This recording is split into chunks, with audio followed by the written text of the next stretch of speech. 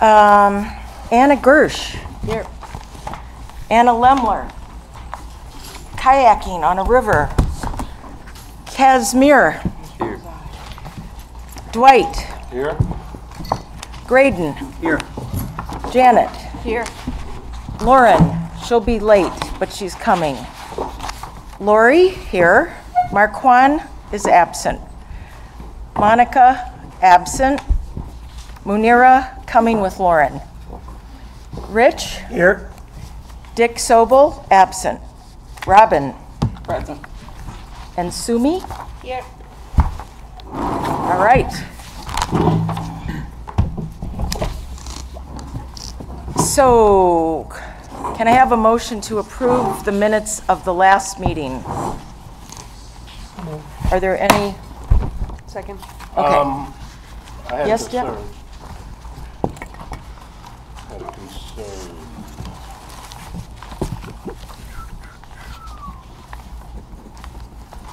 Tell us your concern.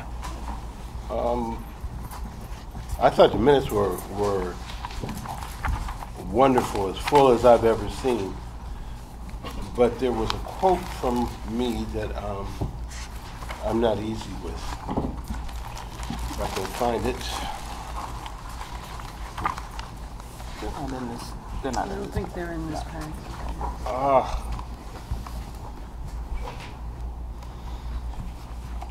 Would you like to, Okay, here it is. okay.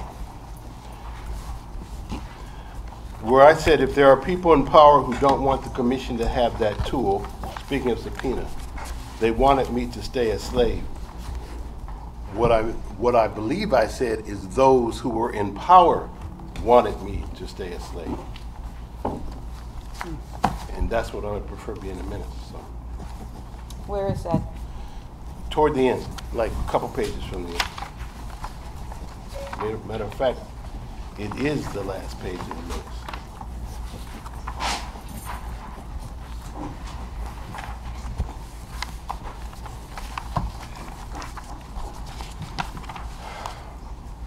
Okay, Robert, could we make a note of correcting that? And with that correction, may we approve them? Approve? Okay. Dwight, you're on. Well, actually, I guess I have to put forth the different agenda. Oh, this is a paper organization challenge night. So I apologize to the audience for not. Does everybody have this revised agenda? I don't Okay. see it. You don't have one? This is it. Thank you. Can I share with you?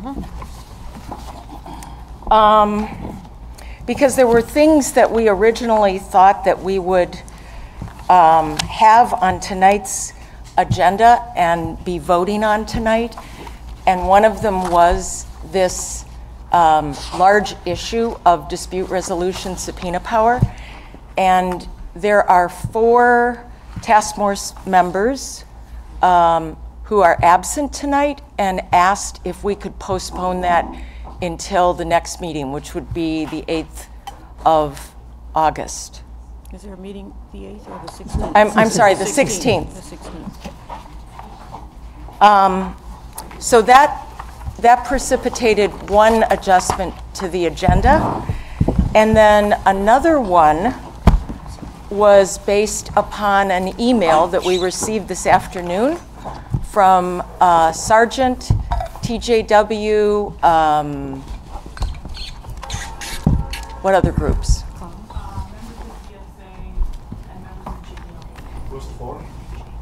And this email is also very important because it speaks to issues that are also contained in a portion of what we were going to discuss and vote on tonight. And we wanted to have a fuller task force, and we wanted to spend more time digesting that email, and so we are considering also postponing that. So it modifies the agenda. All of that is to say.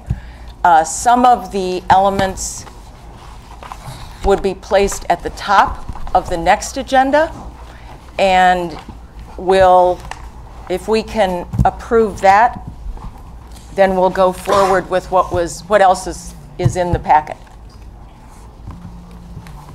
Can I have a motion to approve the revised agenda? Laura, I'm sorry, can I just ask? We have the discussion topics. I'm just a little uncertain of the order that you... Well, we could, do you have suggestions of how to order them? And then, sorry, can I ask a question? Well, we could, we could, if you wanted, go right to talking about policy recommendations, which is section 3.2, and then the community engagement part, which has been 3.1, but there's thought of flipping the order, and then only come back to incident review after that. I mean, that's one possibility. Okay. How does everyone feel about the order that Rich has suggested? It's okay with me? Janet says it's okay with her. How about the rest of you? All right. But before we begin, I want to say that it would be helpful to me if we would focus on the work that we have ahead of us. I'm amazed that we're where we are right now, frankly. 2 years ago, there's no way that I thought Ann Arbor was going to be able to support us having a police oversight. I want to channel one of my grandmothers who took us in off the street. She was the most practical person I knew, but she also believed in getting things done and respecting people. We need to respect each other at all times. We need to be focused, and we need to honor the fact that without all of the people who are in this room, we surely would not be where we are. So. Thank you, Dwight. Yeah. We do have a new meeting format that we would like to adopt tonight.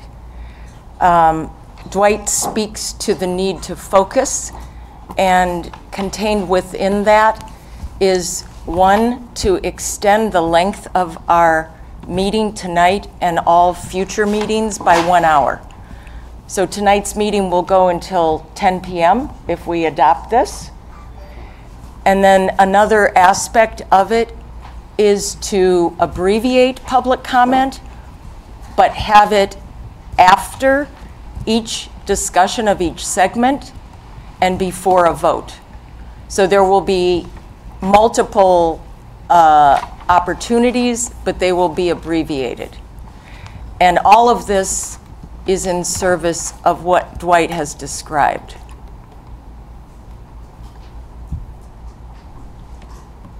May we adopt this new format? So moved. Okay. Is there a second? I guess we need a second. Thank you. It's okay. All right. So I'm going to give a summary of the work to date. We are a volunteer task force created by a resolution that the Ann Arbor City Council passed in February of this year. There are 11 community seats, each given 1 vote. One of the 11 is designated for a youth, and that 1 seat is currently occupied by 3. It's a little cozy, who constitute that 1 vote. 2 additional task force seats are for non-voting members, city council representatives who are also city council liaisons to the Human Rights Commission.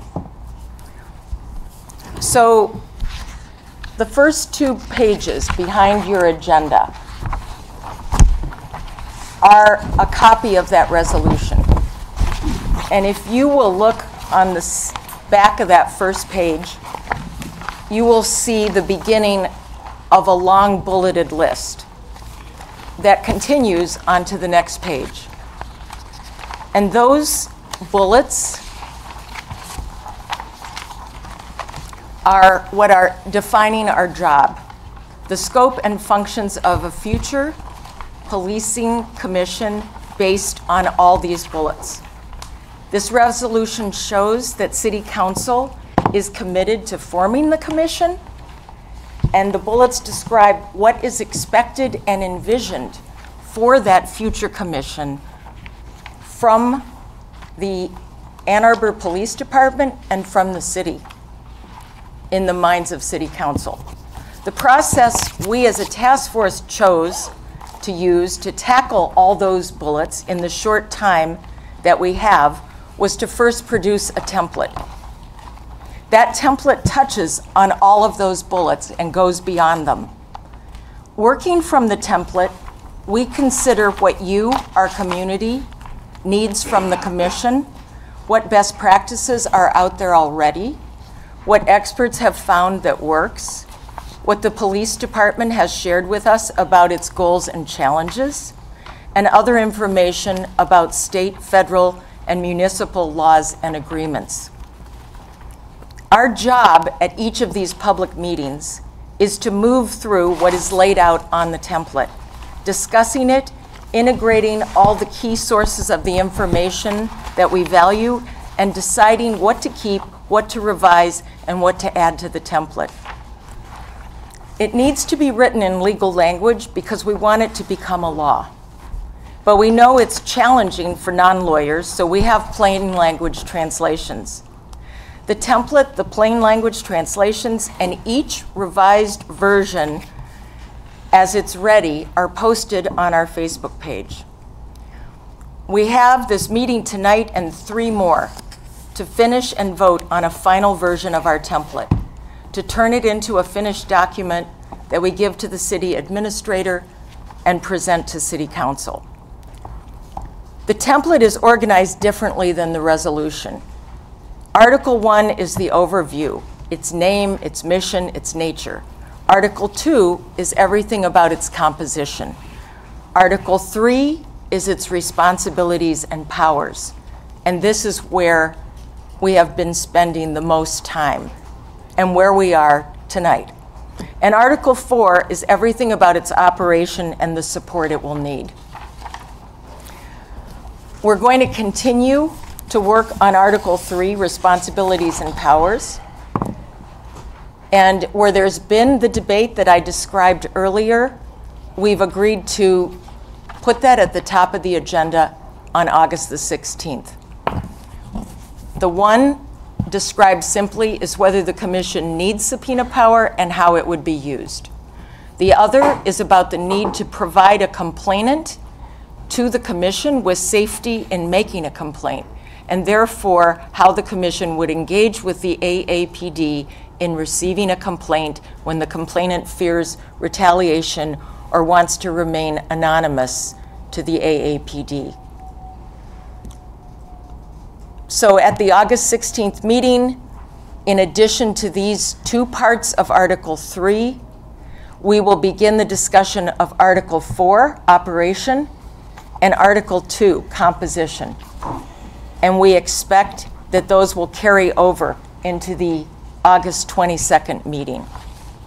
Our mandate is to complete this work by the end of the summer so that the future commission can be involved in the hiring of a new police chief.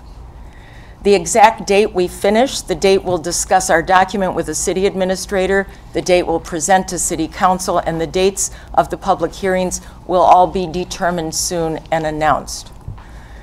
This document being created is aspirational and is intended to work into the future and to transform policing in our community.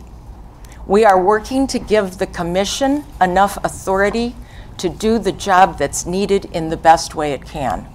We want the commission to have the latitude it needs to grow and evolve in the future. There will be lots of suggestions and resources we send along in the form of a report that supplements the official document. All of it will be made public. You can email us at Police Task Force, all connected, all lowercase, at a2gov.org. And you can get lots of information and access to all these documents on our Facebook page. If you are unable to download and print, please contact me. Okay. Lori, I have a few questions. Sure. So, number one, on the agenda here, it says public comment 6 minutes. I believe that we had agreed to 8 minutes. Yep. Hey, Lauren, this is the one you should be looking at. Okay, so this is wrong. Okay. This is all wrong. Got it, thank you. And then I'm confused about the amended resolution, and sorry if I missed something you said at the beginning. Why are we amending the resolution that created the task force? And No, the resolution was amended when it's was it amended? in March of this year. And what are the green highlights about? The green highlights are language that was replaced. The yellow highlights indicate the language of the amendment. So it's not possible in a black and white copy to see Sure, what's I green and yellow. Yeah, I just, This is not an action we are taking. This is a copy of the resolution that created the task force and that outlines our responsibility. okay. And the reason that it's in here and highlighted in green is Because that's how it was. It shows the history of the evolution of the document. Lord, I'm sorry, excuse me, I'm not certain of this, but I believe the amendments were, as it was amended when it was adopted in February. There's another resolution in March that named us. Oh, okay. And had, So the amendments occurred in February. I believe that's right. I don't think Okay. there's any particular significance. As I understand it, this is the resolution as it was adopted. okay. And the reason it's in here tonight is just to put it Is in. it just information? It's information. There's no action to be taken. Okay.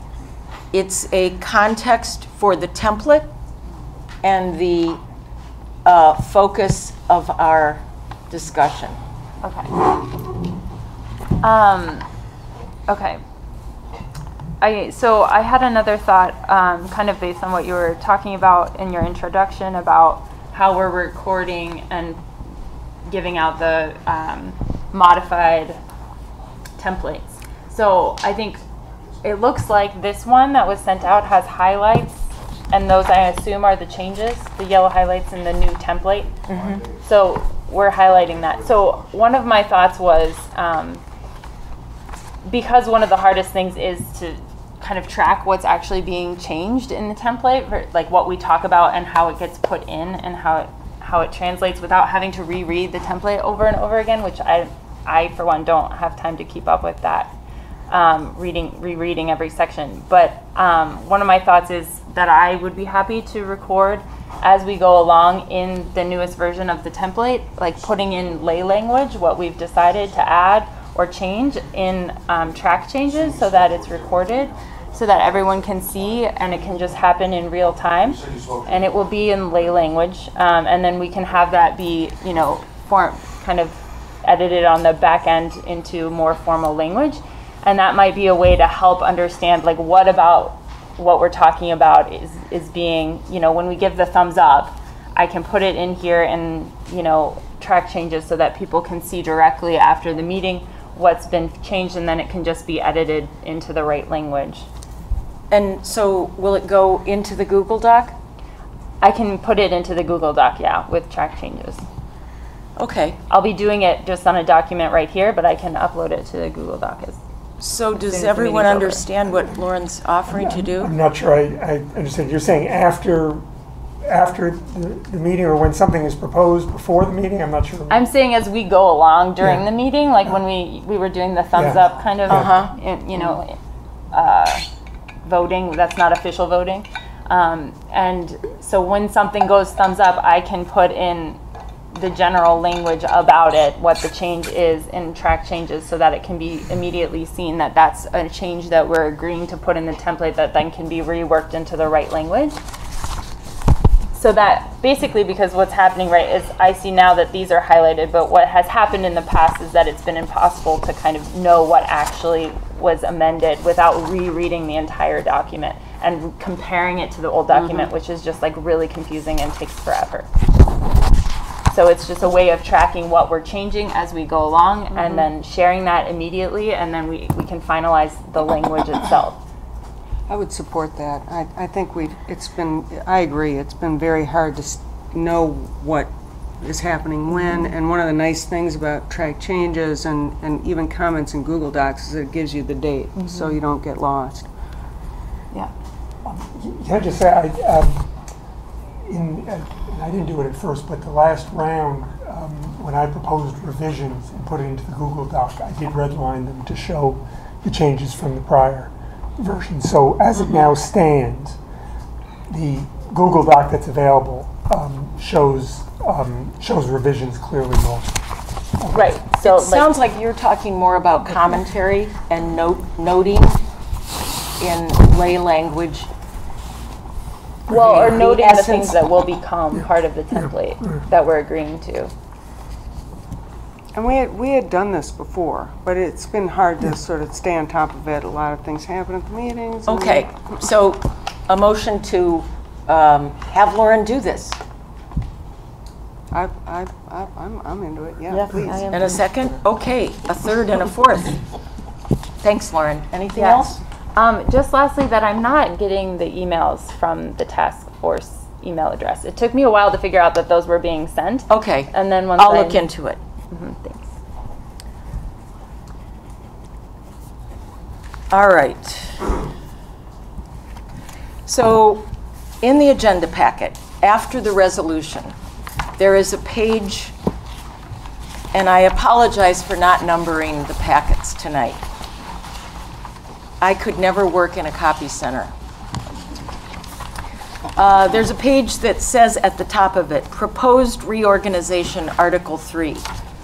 Does everyone see that page? All this is a simple visual on an idea that was put forth to change the position of 3.1 and 3.3 as they currently are labeled in the template. So 3.1 currently is called Building Community-Police Communications, Understanding and Relations. And it comes first in Article 3. 3.3, which is the third part of Article 3, is called Incident Review. So the proposal that's been made is to switch places and put incident review first and put Building Community Police Communications, Understanding and Relations third. The middle portion, 3.2, which is reports and recommendations concerning policies, practices, and compliance, will stay where it is because it's the logical follow-up to incident review. So I stuck this in so that there could be some understanding of the direction that the whole Article 3 is going in placing incident review first and putting the Building of Community Police Communications, Understanding and Relations third. It's a switch. That is the purpose of that sheet. I guess, do we want to take an informal vote on whether the task force feels that that switch has meaning, significance, makes sense?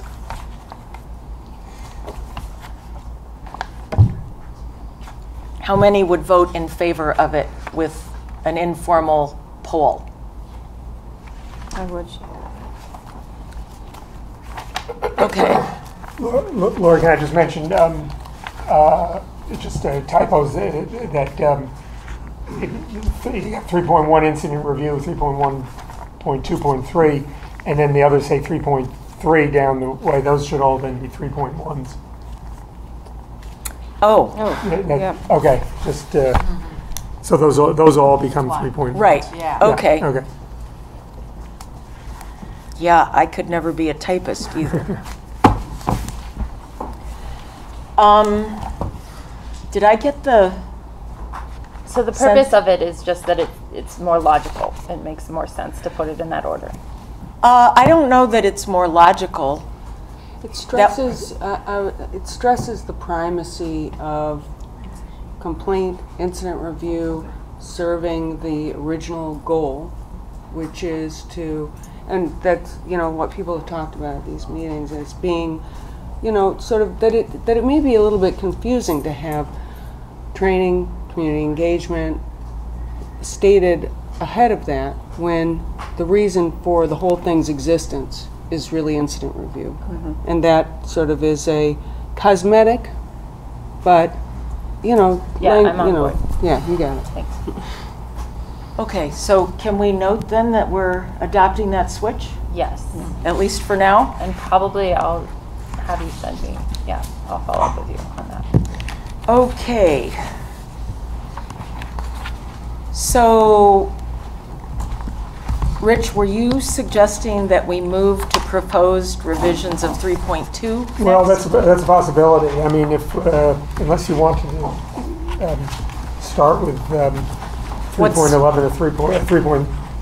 Will now become 3.111, 3.112. But I mean, one possibility is to put incident review to the side for right now. See how much we do with the others, 3.2, 3.3, and Okay. 3.4. I don't have strong feelings. So what about this sheet that comes right after? Proposed revision 3.1.1. So that will become 3.3, or maybe just 3.3. 3.3, Yeah, it's the only section in there. Shall we save it? Let's make a decision so we can get going. Let's do it. What are we? We'll just do it. You can just vote. All right, let's address proposed revision 3.1.1. Wait, sorry, so what will we be discussing tonight? What's on the agenda? Here's what's on the agenda. Can I get one of those? So here, if you take this, I'll share with Robin. And what we're looking at is this page, So which we're not is, changing the agenda. We did revise the agenda from the one that is. But I mean this one. Okay, Okay, thank you. I didn't have this. okay, just so that everybody can find where we're at. The sheet says proposed revision 3.1.1 at the top. And that will now become 3.3. Okay, so we're going to change it right now to 3.3. that's it. So that needs to be 3.3. And then I'm in trouble. 3.3.1, building community police communications, understanding, and relations.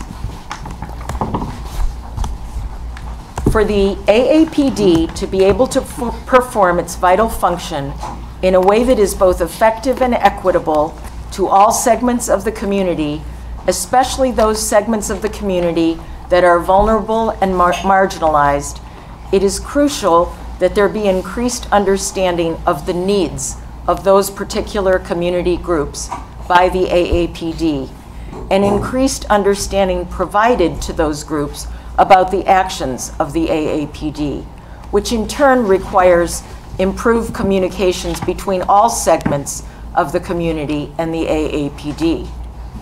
The Commission shall be proactive in discharging its responsibilities of fostering better communications and understanding, and of ensuring that its complaint procedure is known to the community as open and accessible to the public.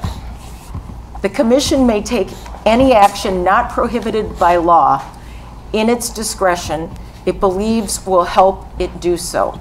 Such actions may include, without limitation, conducting meetings in any format, including listening sessions, discussion circles, and educational sessions with community groups and with the community at large, with or without police participation based on the preferences of each community group.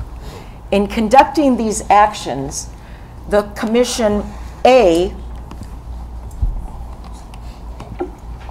shall convene and utilize an advisory group with broad representation of the aforementioned community groups, including but not limited to youth of color, persons living with mental illness, formerly incarcerated persons, or persons who have had adverse interactions with the AAPD, persons living with persistent economic hardship, transgendered persons, and persons with immigrant status. B, shall consider whether information that it learns from these actions suggests that it should make any recommendations as to changes in practices and policies bearing on the city's exercise of its policing function. Shall, through the youth coordinator / liaison, work with the youth council to incorporate a youth perspective into the Commission's decisions and recommendations, organize events that are youth-oriented, and secure the participation of youth in other events as appropriate. May coordinate with other councils that the Commission convenes to organize events oriented to the groups that such councils represent. And finally, may secure such professional and expert assistance as it deems appropriate. Such assistance may be secured from professionals and existing organizations and within the Ann Arbor community, or from other persons and organizations as the Commission deems best. This is very, very dense. It contains a lot of power and reach. What I'd like to do is hear comments. I'd like to hear from everyone who is present, and then we can have a discussion. If we feel that something is missing, let's raise it. If we are bothered by something, let's raise that. But let's dig into it now. And remember, this has been moved to the third part of responsibility and power. Anna? I think one of the great things that's come out of this work that we've done together is that as Rich has created that original document that we were all able to respond to, we have branched off as a working group into smaller groups and worked on pieces of Rich's language to respond to what people have discussed in these meetings and to include it into revisions and edits and rewrites based on Rich's original language. Because we didn't, any of us, know how to write this way until we read what Rich wrote. So this piece that Lori just read out loud to you is something that we spent, 4 hours working on. I mean, I've never spent 4 hours writing 4 paragraphs, and I have a lot of education. You know, it's hard to contain all of the information that has been discussed, right? It also contains a lot of the recommendations that were given to us by Transforming Justice Washtenaw. That's right. That's right. So we've taken a whole lot of things. Lauren and Anna did the same thing with subpoena piece. They spent a lot of time. So as time has gone on, we have been able to make this document more inclusive, and I think that it's really important to sort of read this with that in mind, that we've really spent some time trying to respond to what people have said here. So does everybody have this document that they can read it? Yes, themselves? it's in every agenda packet. Everybody has, okay. Are there any more agenda packets? I think there's not enough. There's like more chairs than there are agenda packets. Here are 2 more. Oh, thank you. And just to specify, this is different than what's in the revised draft template that has all That's right. everything. So this- Yes, it is. Yeah, because so I'm this trying is, to edit it on that. and right, then- so this is not a voted in the on template, yeah. revision. That's why it says proposed revision. Yeah, Lauren, I haven't done anything to the template until after we've discussed it. Sure, It's sure, just absolutely, a yeah. proposal that emerged from that. Got it. I just wanted to clarify. Does anybody else need an agenda packet? Are there extra ones We up have one here? extra one right now. So. Okay. Oh, good. Just a point of clarification, the first page on our packet is not the actual agenda we're following right now. That's That right. is correct. But not properly. We're pretty much going to follow what's in the agenda packet. One thought about this section for me is just when I think about what's possible for the commission, like the people hours, as we know very well, are demanding. And if we're doing, as we've discussed, the complainant receiving complaints and working on that level is top priority. And I wonder about having the expectation that in addition to that work and getting the word out about that work, I mean, some of the community relations will really be like saying, we're taking complaints and here's where you can go and here's the information about that and it's written in different languages and it's accessible in these ways, and that kind of level of community outreach is quite a bit already for the commission to be doing. And so part of me wonders about this particular section is if we, think of it more as something that goes in the external report that's like, something maybe we would encourage or talk about our experience with, but that, like, to me, part of it's just a lot to ask, to like try to, rebuild relationships while also receiving complaints and reaching out to the community about the existence of the commission and doing all the work that might come along with a subpoena issue or trying to get information, working with data from the police. There's seems to be a lot that's being asked for. So that's just a thought, I have about this section. That is it actually doable, or is this commission actually, designated to do that work in the community on top of being, an oversight board that can receive complaints? Yeah? So I think that this is an enabling provision which gives the commission the power to do what it can, and is aspirational. And I appreciate it can't do everything, but I think it's important that as part of the aspiration that the commission try to engage the community and do more than simply say, hey, we have a complaint procedure and here it is. I think it's important that the commission listen to the community, provide an opportunity for the community to raise concerns, not necessarily related to particular incidents about which somebody wants to make a complaint, but to have the type of listening sessions that we actually had, which I say, for example, at Arrowwood. I mean, I think that's perfectly appropriate. I think it's also important for the police in some of these occasions, and the way this is now drafted, it gives the groups the option of saying, is this going to be just with the commission, or is it going to be with the police? I think it's important for the police to be able to be part of the discussion, and the discussion might go both ways. For the police to be able to hear, and for the police to be able to explain and to raise what they think their needs are, what they think their plans are. I think, sure, I mean, the commission's going to be busy, and it's not as if every time the commission does anything of this sort, it's got to be the full commission doing it. It can be individual members who are designated, just as it might be individual members or subcommittees or whatever who focus on complaints.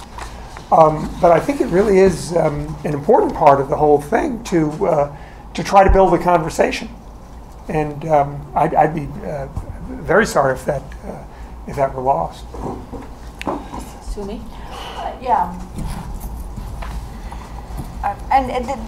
This comes out of me because I have been watching how the Human Rights Commission is structured, and now this task force, and now then we are moving on to actually setting up a police oversight board.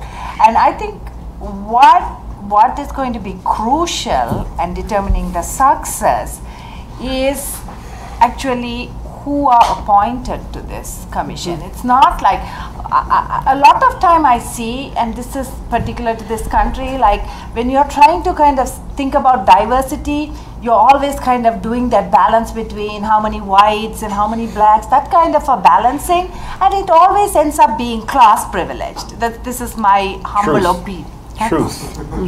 Oh, okay. Class privileged. And for me, then we are trying to go, okay, should we go to Arrowwood? Should we try to go there? It's almost like we are in this bubble, and then we are trying to reach out. So for me, it's what is really critical for this success, this part of it is, we don't have this bubble group trying to reach out, but really have people appointed here, whether they are working with people of mental illness or working with people mental illness, homelessness, these kinds of issues. I know you need to have lawyers, I'm not denying that, but I think that's what is going to determine the success of whether we have the pulse of the community or not. It's not like we are just so oblivious, we need to just go somewhere to find out what they are undergoing.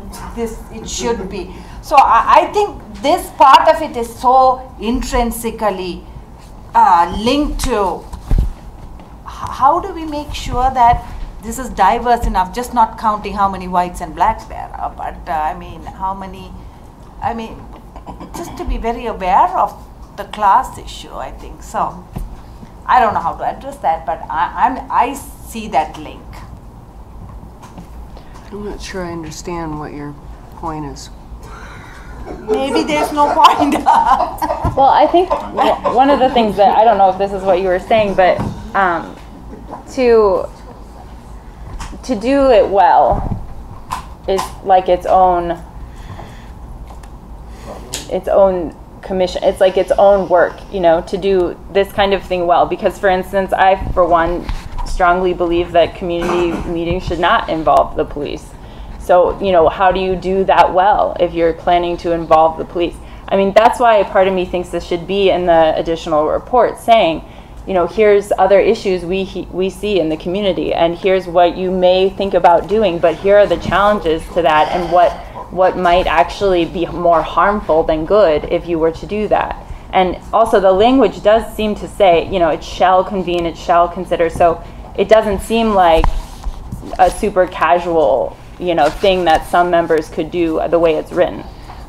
So if that's how we're thinking about it, I just think it's such a challenging work to do, that when also doing complaint procedures and all of these other things, to do this well.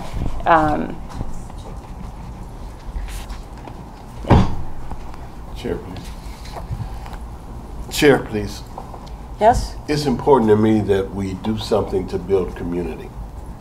This piece, you say it's important, I say it's crucial. This is about as siloed a community as I have seen.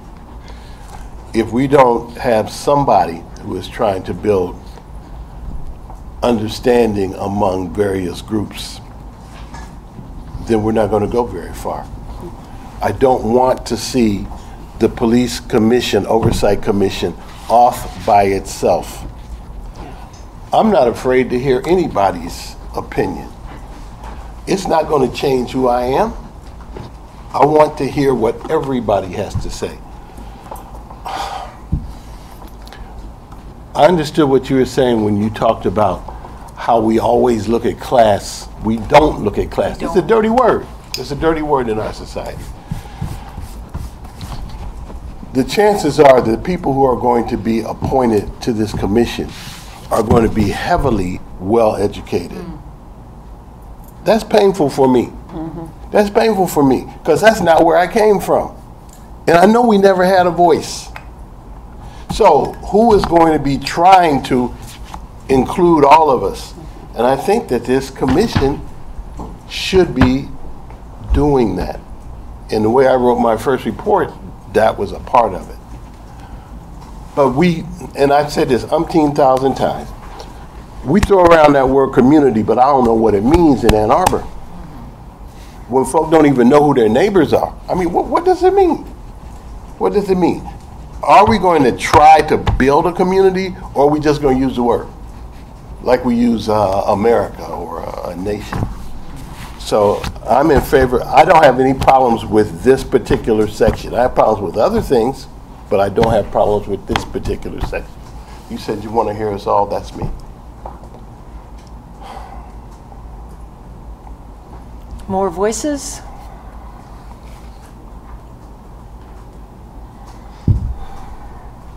I would just second what Dwight said. I agree with that. You know, you have to look at all sides of the argument to be able to make your final decision. The same was for me last meeting.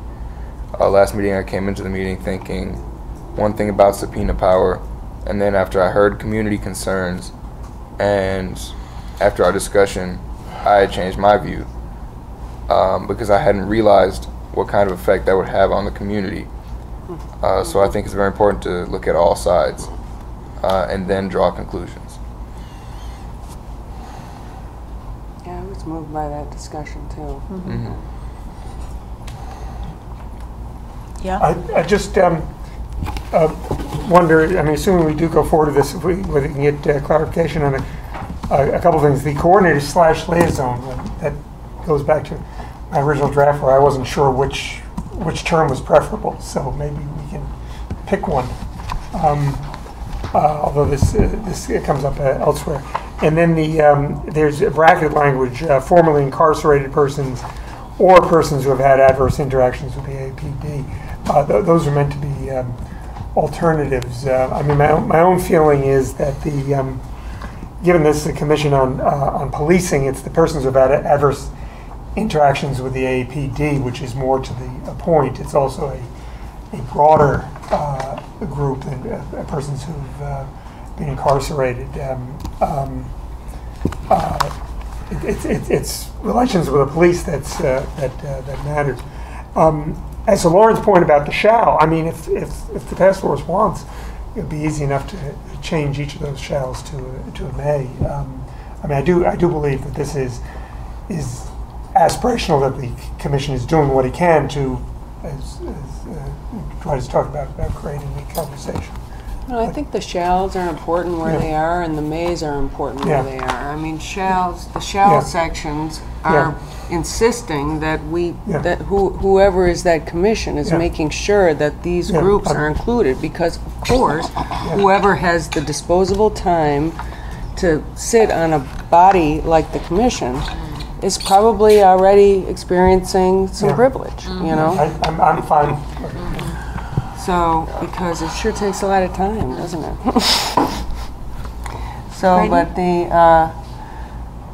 but we're talking about involving a whole bunch of different groups and involving youth very deliberately, making sure that happens regardless of who sits on that body. So I think that's important. Graydon? Yeah, I think how you include people can be different ways, though. I mean, the commission's you're only going to be able to have so many X amount of bodies on it otherwise it's going to grow out of control. If you have too many people, you're not going to be effective. And I think how you include people can be different ways from having. I agree with Dwight. I think one of the most important things the commission does is the community outreach and education, is building those bonds with the community out there, and it has to be all parts. And and as I've said before, it's going to take a significant amount of time to build the trust, to build relationships, to where the commission is going to be effective. But I think there's different ways, whether it's through, you have a set of standing focus groups or, groups out there that you work with from the different communities that are there or are brought in to be able to talk to members of the commission and stuff, but there's some type of regular engagement going that way. Because otherwise, I think it'll get very hard to try and represent every possible group on a commission for it to be effective. But I think, again, there's ways, like we've talked about with Rich and Lori, different times, like the way to engage the youth, through different organizations having some type of standing subcommittee that's there that works to be able to bring that information back to the committee so it's heard and understood. And if those are established on a regular basis, it's an ongoing conversation. You bring in once, we hear you, and you go away. But some way to maintain those conversations, to keep them going, so that develop the trust between those parts of the community, the commission, and we can actually have real change, and have real impact long term within the community. Robin? I agree with everything Dwight, Graydon, and Chaz has said. So, Janet? I think we should keep I it too. in. I think the commission has to be about community building. Absolutely. And if it and it has to do it in any way in which it can. It needs to be listening to the various groups.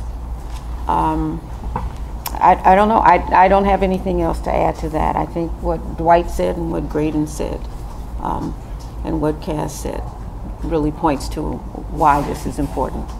And Janet, can I specify, when you say community building, you mean building relationships between the community and police, or you mean building relationship between the commission and the community? I think building a relationship between the commission and the community. And that has to happen first before we can start building the relationship between the community and the police, and the commission and the police. So the kind of both is what you're getting. Yeah, the commission has to have the trust of the community. So it reaching out to various aspects, various community groups is very key. Right. And that I totally agree with. Yeah. And the issue, the challenges that I see as, is it the commission's job to also have some sort of rebuilding relationship with police, or is it really the commission's job to be communicating with the community, having relationships with the community, making the community known about this support system? And then the challenging part for me is the responsibility of rebuilding a relationship with the police, because I think that could be done in a lot of ways that are more harmful than beneficial. So I just want to clarify that it's not that I was saying no community engagement, or that the commission wouldn't be out in the community, but that asking whether or not that part, the relationship with the police, is what the commission is charged to do. Is Lauren, would you mind elaborating on an example of what could be more harmful than beneficial? Yeah, I think, for example, even in these meetings, we've found out that people hold back. They don't actually say their experiences or what they feel. I've heard this from a task force member because of the presences in the room. And that means that we all get different information than we might otherwise, and that influences our process, and that can be harmful because we're influencing our process based on not the full information. I think people's level of safety, of comfort, sharing traumatic experiences is a really, really difficult thing to navigate, and takes a lot of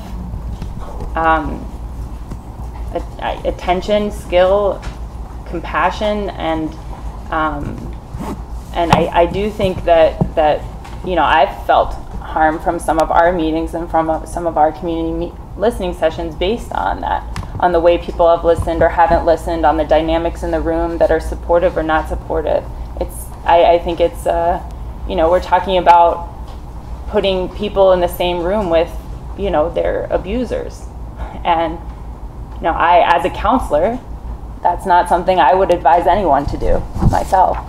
So I think we have to be incredibly careful about suggesting things like that. So, Yeah, Yeah. that's why I appreciate the thought that has gone behind the 4 hours that you spent, because you said whatever format that is deemed appropriate. So you wouldn't be enforcing everything has to be televised, everything has to be open meeting, everything has to be. So that's where I think the sensitivity is gone in here. There might be a format that you go in and there's no police presence, there's no televised. It's just a bunch of people, concerned citizens, with a bunch of staff commission members. Yeah. Yeah. And I would agree with that. And that's different from,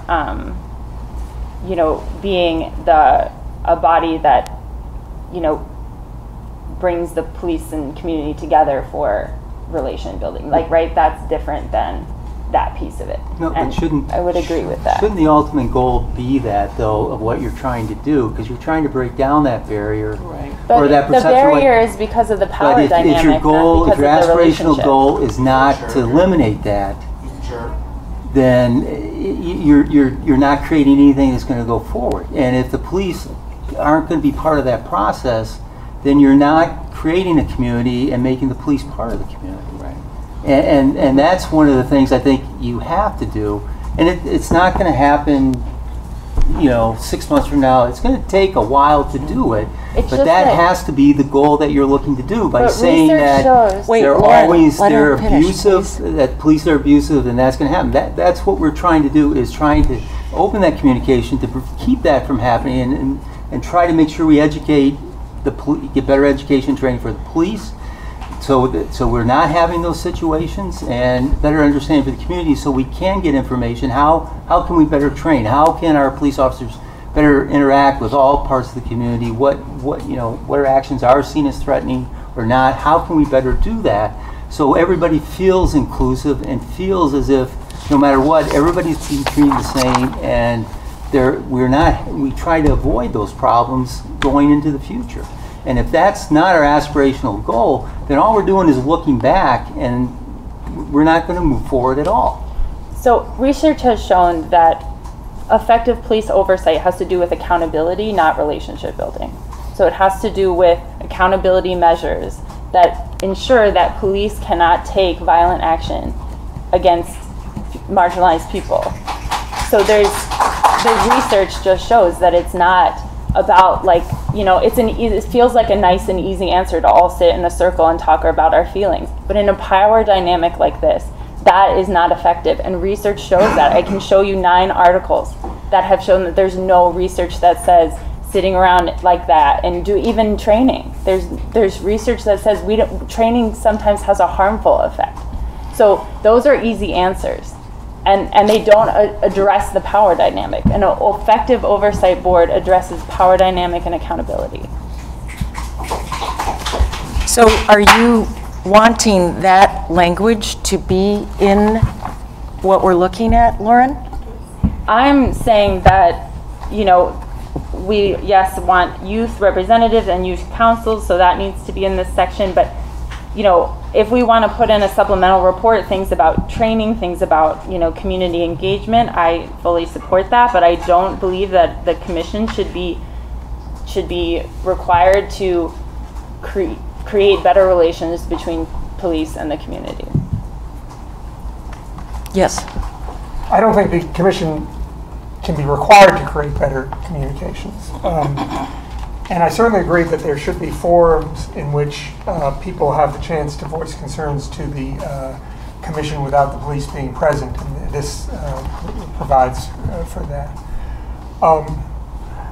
But goodness, if the commission is based on the principle that we're not going to listen to the police and what they have to say about what they do, I don't think it's going to get. I don't think it's going to get very far, and it doesn't. It represents a view that I think is just very counterproductive. Sure, the commission is going to ensure it works for accountability. That's what the incident review is about.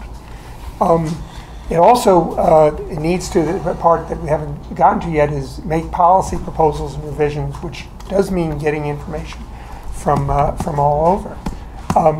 But the police have to be able to listen to the community, and the community has to also, there has to be a chance for the police to be able to express their views, which, by the way, we have, in these meetings we haven't heard very much.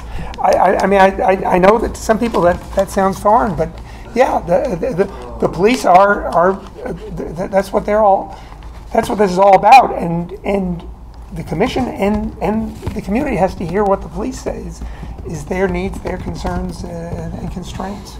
So as a task force member, I have considered it part of my job to learn from the police and listen to the police, but I don't consider it the community, so that I know what I'm doing and talking about what's happening, what's going on. So the commission members certainly will have relationships with the police. That's different from the community. So I see the commission as a place to communicate with the police so that the community can have the information and access that they need, that if the commission can do their job of holding police accountable and painful things stop happening in the community, then trust is happening. But it's through actions, right? Like that's what we know. You talk is all you want, but actions are what shows. So I think that I'm not saying that that the commission's going to have bad relationships with the police. That's different. No, but you're not envisioning any chance for the police and the community to have exchange with each other, and I think that would be very unfortunate. It's during executive review. I mean, come on. Yeah, about public comment time, and Munira has her hand up. Oh, I'm sorry, Munira. Well, my issue with talking about building relationship with police and community, that's incredibly important. But then we're also talking about trying to undo centuries of oppression. We're talking about trying to undo generational trauma. Black parents pass down to their children to not trust the police based off of centuries of experiences. So when we talk about building this relationship, we also need to recognize the power dynamic. That the majority are going to be cis-het white men who hold the most power, and then you give them a gun, you give them all of this power, and then you basically give them, they know what they say goes. And then on top of that, there's the fear inside of a lot of marginalized communities. So I think, again, this is the commission's job to have a relationship with the police. But then you're also firstly, the majority of black teens that I've talked to do not want to talk to the police based off of fear, because they get stereotyped on a regular basis, and then even then we don't know how much that's gonna do, because it's then this particular black person isn't the bad egg, they're the good kid, they're the poster child, but then the rest of us are still seen as criminals and evil and all of these things. And this building the relationship between the community and the police is going to take years, and it's going to take a lot more than just the commission doing it. It's on a national scale. Ann Arbor is not a bubble. This mentality that we're in a bubble will not work. And so basically more has to just shift than this, and I don't think that the commission is even going to be able to do all of that work, because it's so much, and I feel we're just downplaying it it's a simple, it's so much simpler than it is, when it's so complicated, and there's so many years of hurt and suffering and pain and oppression that goes into it, that we're just not thinking about it. We're seeing it at we're seeing the tip of the iceberg, and there's so much more to it. So I just want people to consider that before we talk about building relationship between police and community, because yes, it is important, but it's going to take a long time, and it's going to take a lot of work. And there's again, it's not just on an Ann Arbor level, because it's everywhere. And then there's biases that we don't even realize we have. There's so much more that goes into this than I think we're even recognizing or talking about. And I think like really like before we're going to talk about building that relationship, we also need to look at the power dynamics first, and like the history.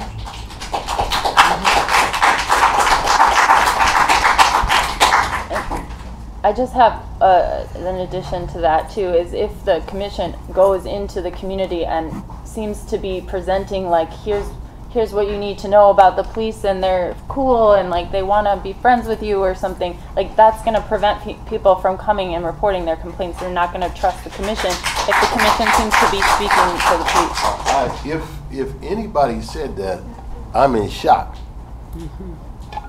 A caricature is not going to move us from point A to point B. I think it's crucial that we have a commission that will give an opportunity sometime for people to sit if they choose to. If they choose to sit. But if anybody knows the historical trauma that we have from being oppressed, I do. Because not only am I a historian, you've heard me say police have killed 2 of my cousins. I understand that. But I also understand that if we demonize people and we don't listen to their point of view, not all of us, not all the time, I doubt seriously if I could get my sons, all but one of them, to sit down and talk with policemen. I don't think I could do that.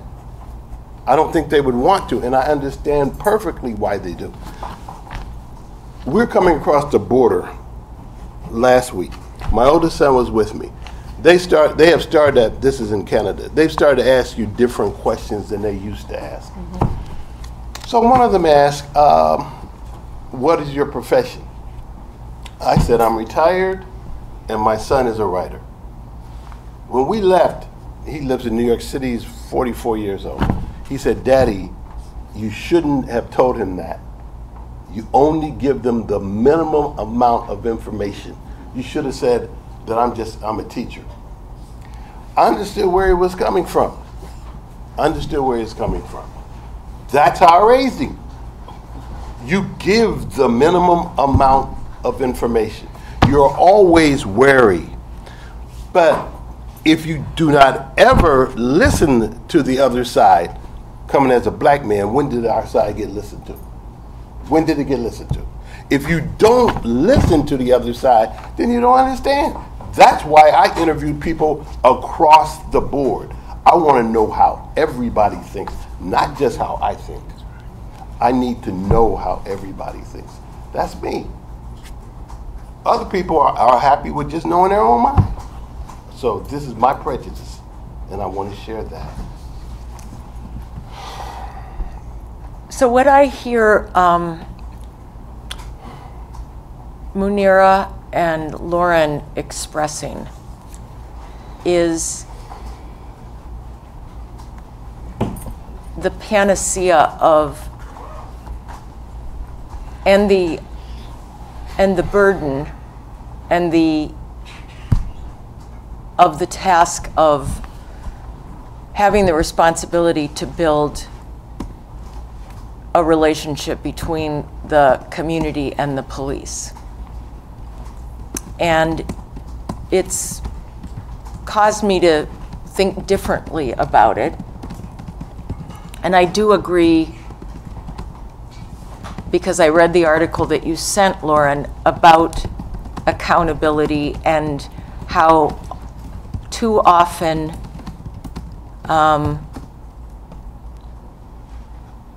people who are not victims of the police go to the solution of talking and aspiring to build a relationship. I also hear Dwight,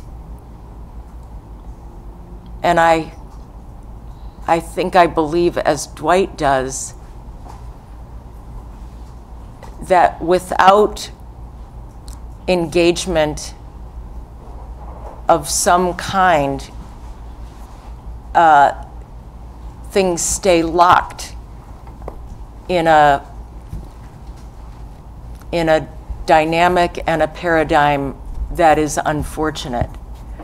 I also hear us talking about the importance of the optics of the commission so that the people who need to rely on the commission and trust the commission and utilize its relationship with the city and the police can benefit. And that if it doesn't look like them, or it doesn't think like them, or it doesn't have a heart like them, then that will be difficult to happen. I also know that to ask some members of these groups that we've named in what's written here to sit in a public meeting and hear public comment and be recorded by CTN is not comfortable. So this gets into composition, and it also gets into operations, which are Article 2 and 4. But if our goal is to fuel this commission with individuals who can address all the many needs that and responsibilities that it has, then let's strive to do that. But I appreciate the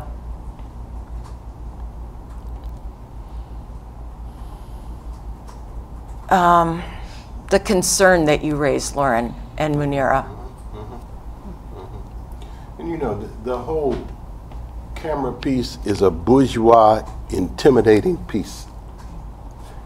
And most people I know are not about to come out here with a daggum camera on them. They're not going to do it.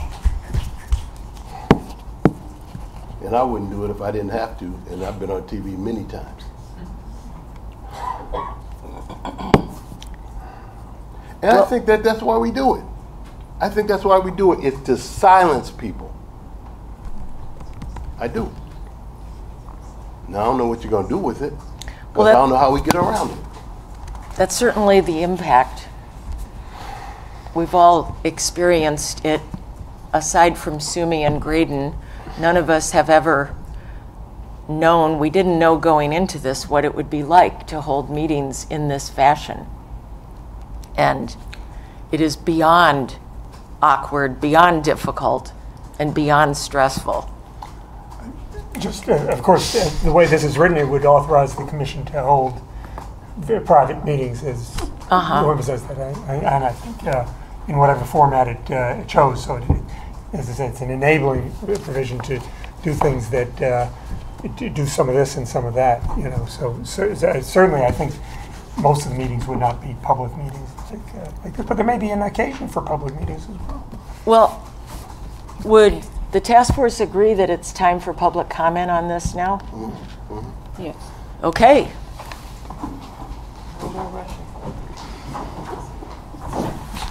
Sharon Spice. I just want to take us all back to what Janet said because she's so concise. But I think for me it summed up what everybody else was saying, which was that the main mission of the commission is to establish trust between the commission and the community. Because if you don't, no one will come and use the commission.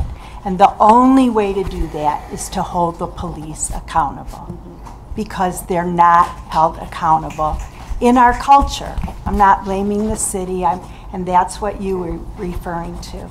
So that has to be the first agenda item. And I just wanted to restate it because I think it includes what everybody's concerned about. Thank you. Thank you. I want to preface this real quick by saying this isn't an attack. I'm just responding to your comments in particular. You and I have different understandings of the functions of the police. You have the understanding that the police are here to protect the people's interests. And of course you have that understanding because you're a rich white male property owner. I don't have that understanding. I have the understanding that they exist to protect rich white male property owners' interests. A commission that wants to protect the least of us instead kind of necessarily has to have an adversarial relationship with the police. Of course, I expect that the commission will communicate with the police and interact with the police and get information from the police. They all have to do that, and maybe that's something you can call a relationship, but it needs to be a contentious one because the police and the community have different interests. We don't need to do any kind of educational work to build an understanding. The community builds understandings based on the impacts they feel from police on a day-to-day basis. And if we want to shift what the community's understandings of the police are, that's on the police to change the impacts they have on the community.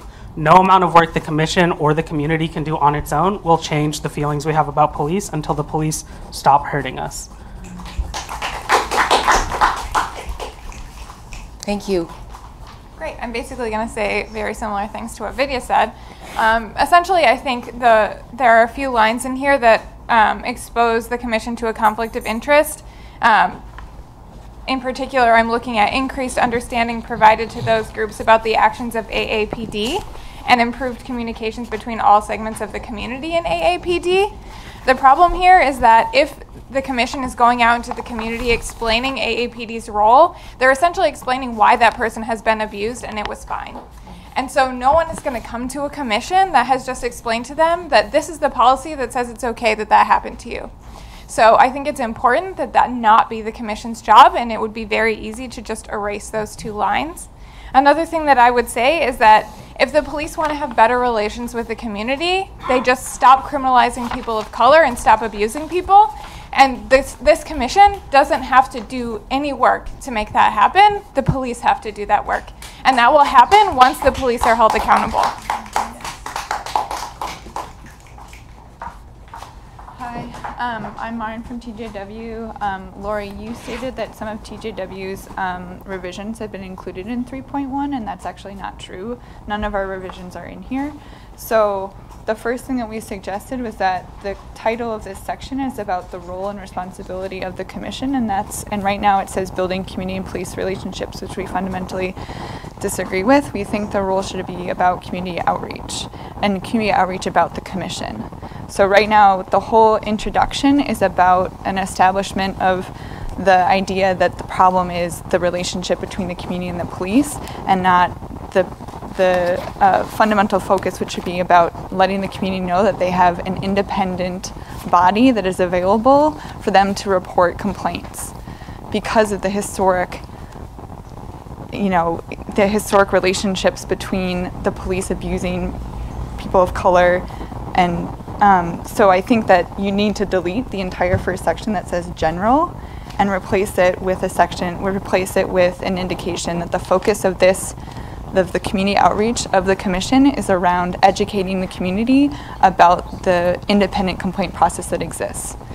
Like Amber said and like Vidya said, it's important that the police be held accountable, and it needs to be clear that that through this section the role of this commission is not to create education about police policies to the community, but the only point of this section should be that the commission is going out and doing outreach with the community about their independent ability to take in complaints.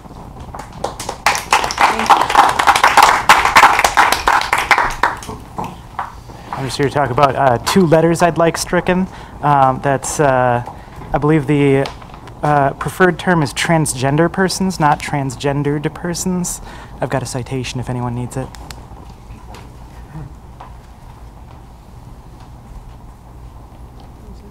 Thank you. Any more?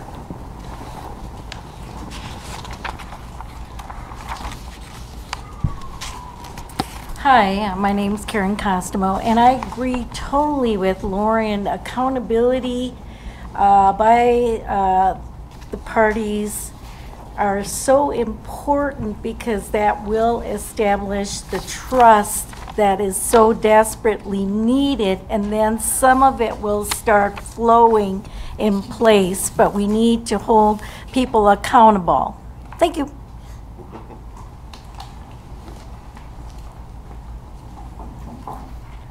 Just briefly, I mean, I guess I would ask the task force to review the original resolution that formed the task force to ask whether or not you believe that it will be the commission's responsibility to improve relations between the police and the community, you know, based on the bullet points that you pointed out earlier. I'm not sure that any of those bullet points really call out establishing, you know, improving that kind of community relationship. I'm just wondering if maybe you're taking on a little more than you've been asked to provide, as somebody had mentioned earlier.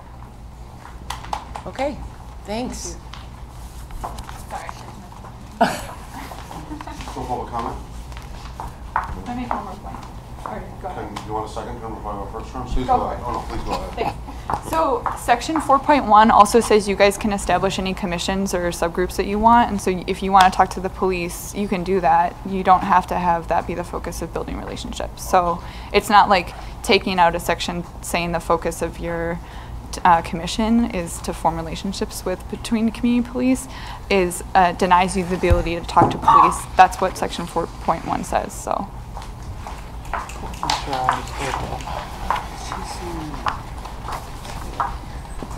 My name's Sam Copy, and I appreciate some of the points that some people made tonight about the class composition of the eventual police board if it ever happens.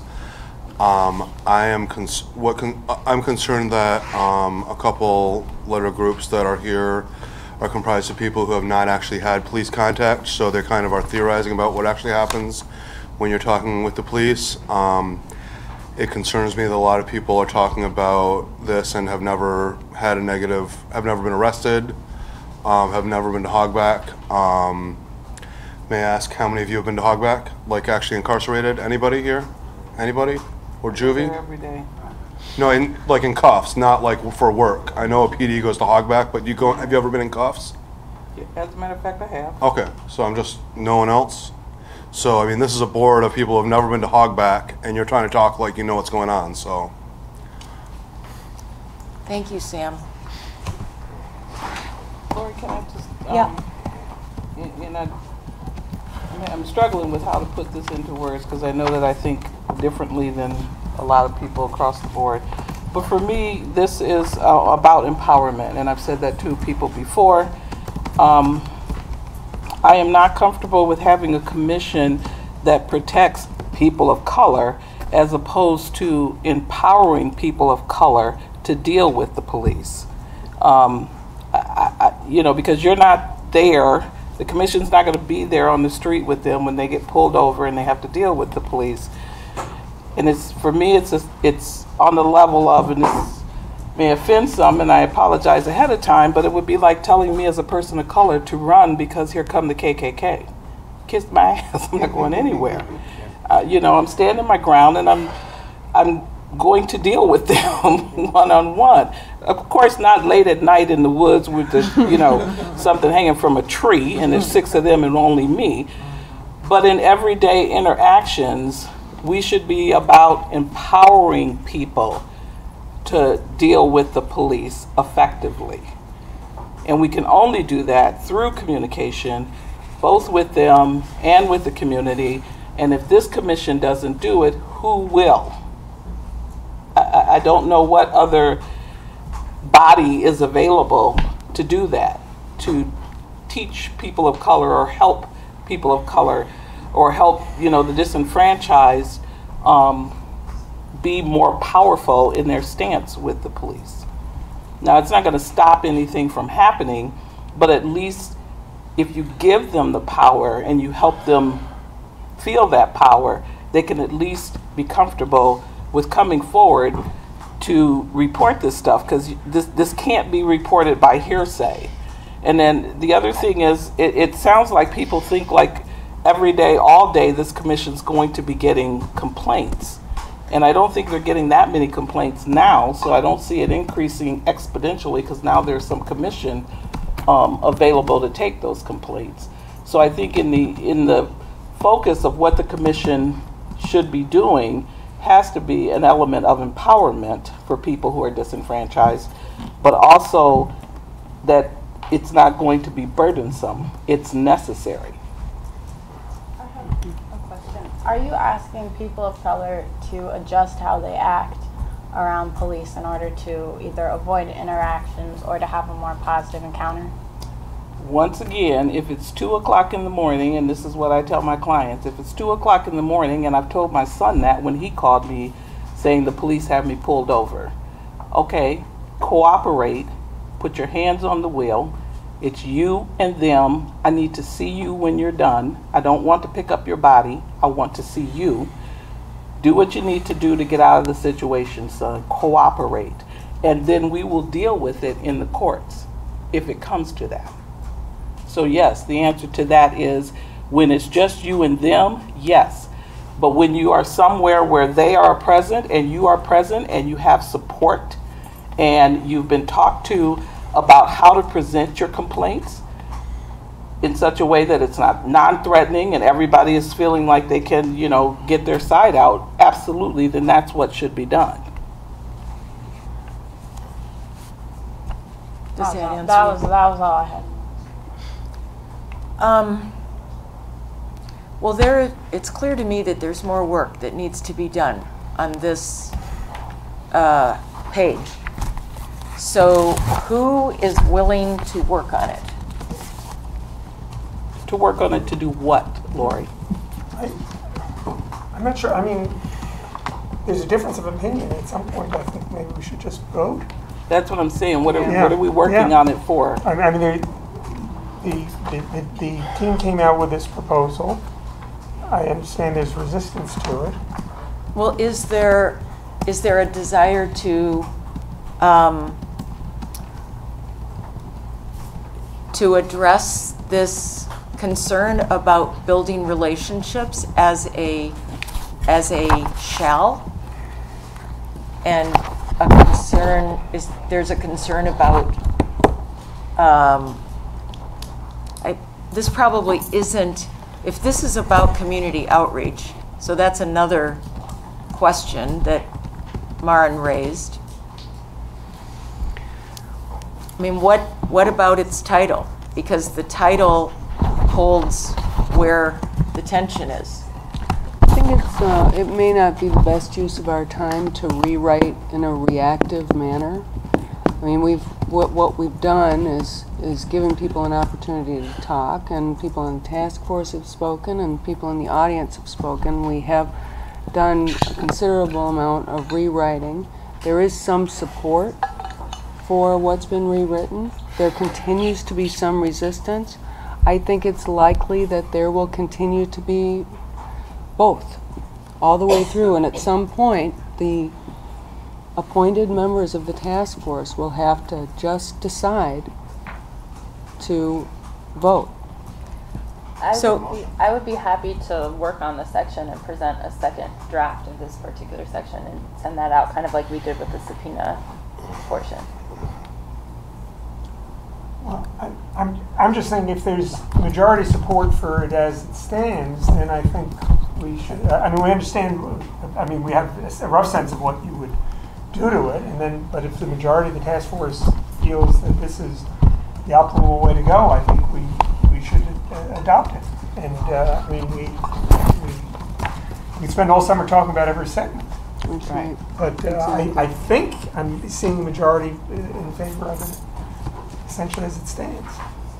I just am not sure because we decided not to vote on. Well, we said we'd take informal votes. Well, is it true that the majority of the voting members here tonight are in favor of adopting it as it is? Are you trying to have us asking vote? a question. Well, Dwight, I want to make clear that I unite with you when you say that the main support that we must have is accountability of the police. I wasn't trying to preclude that. When I look at this section, what I see is a small piece of a whole. Right. I don't see this as being the whole. Right. That accountability piece, if it's not in there, it's a total joke. It is a total joke. And I just wasted 3.5 years of my life. I ain't ready to do that. straight up, I'm not ready to do that.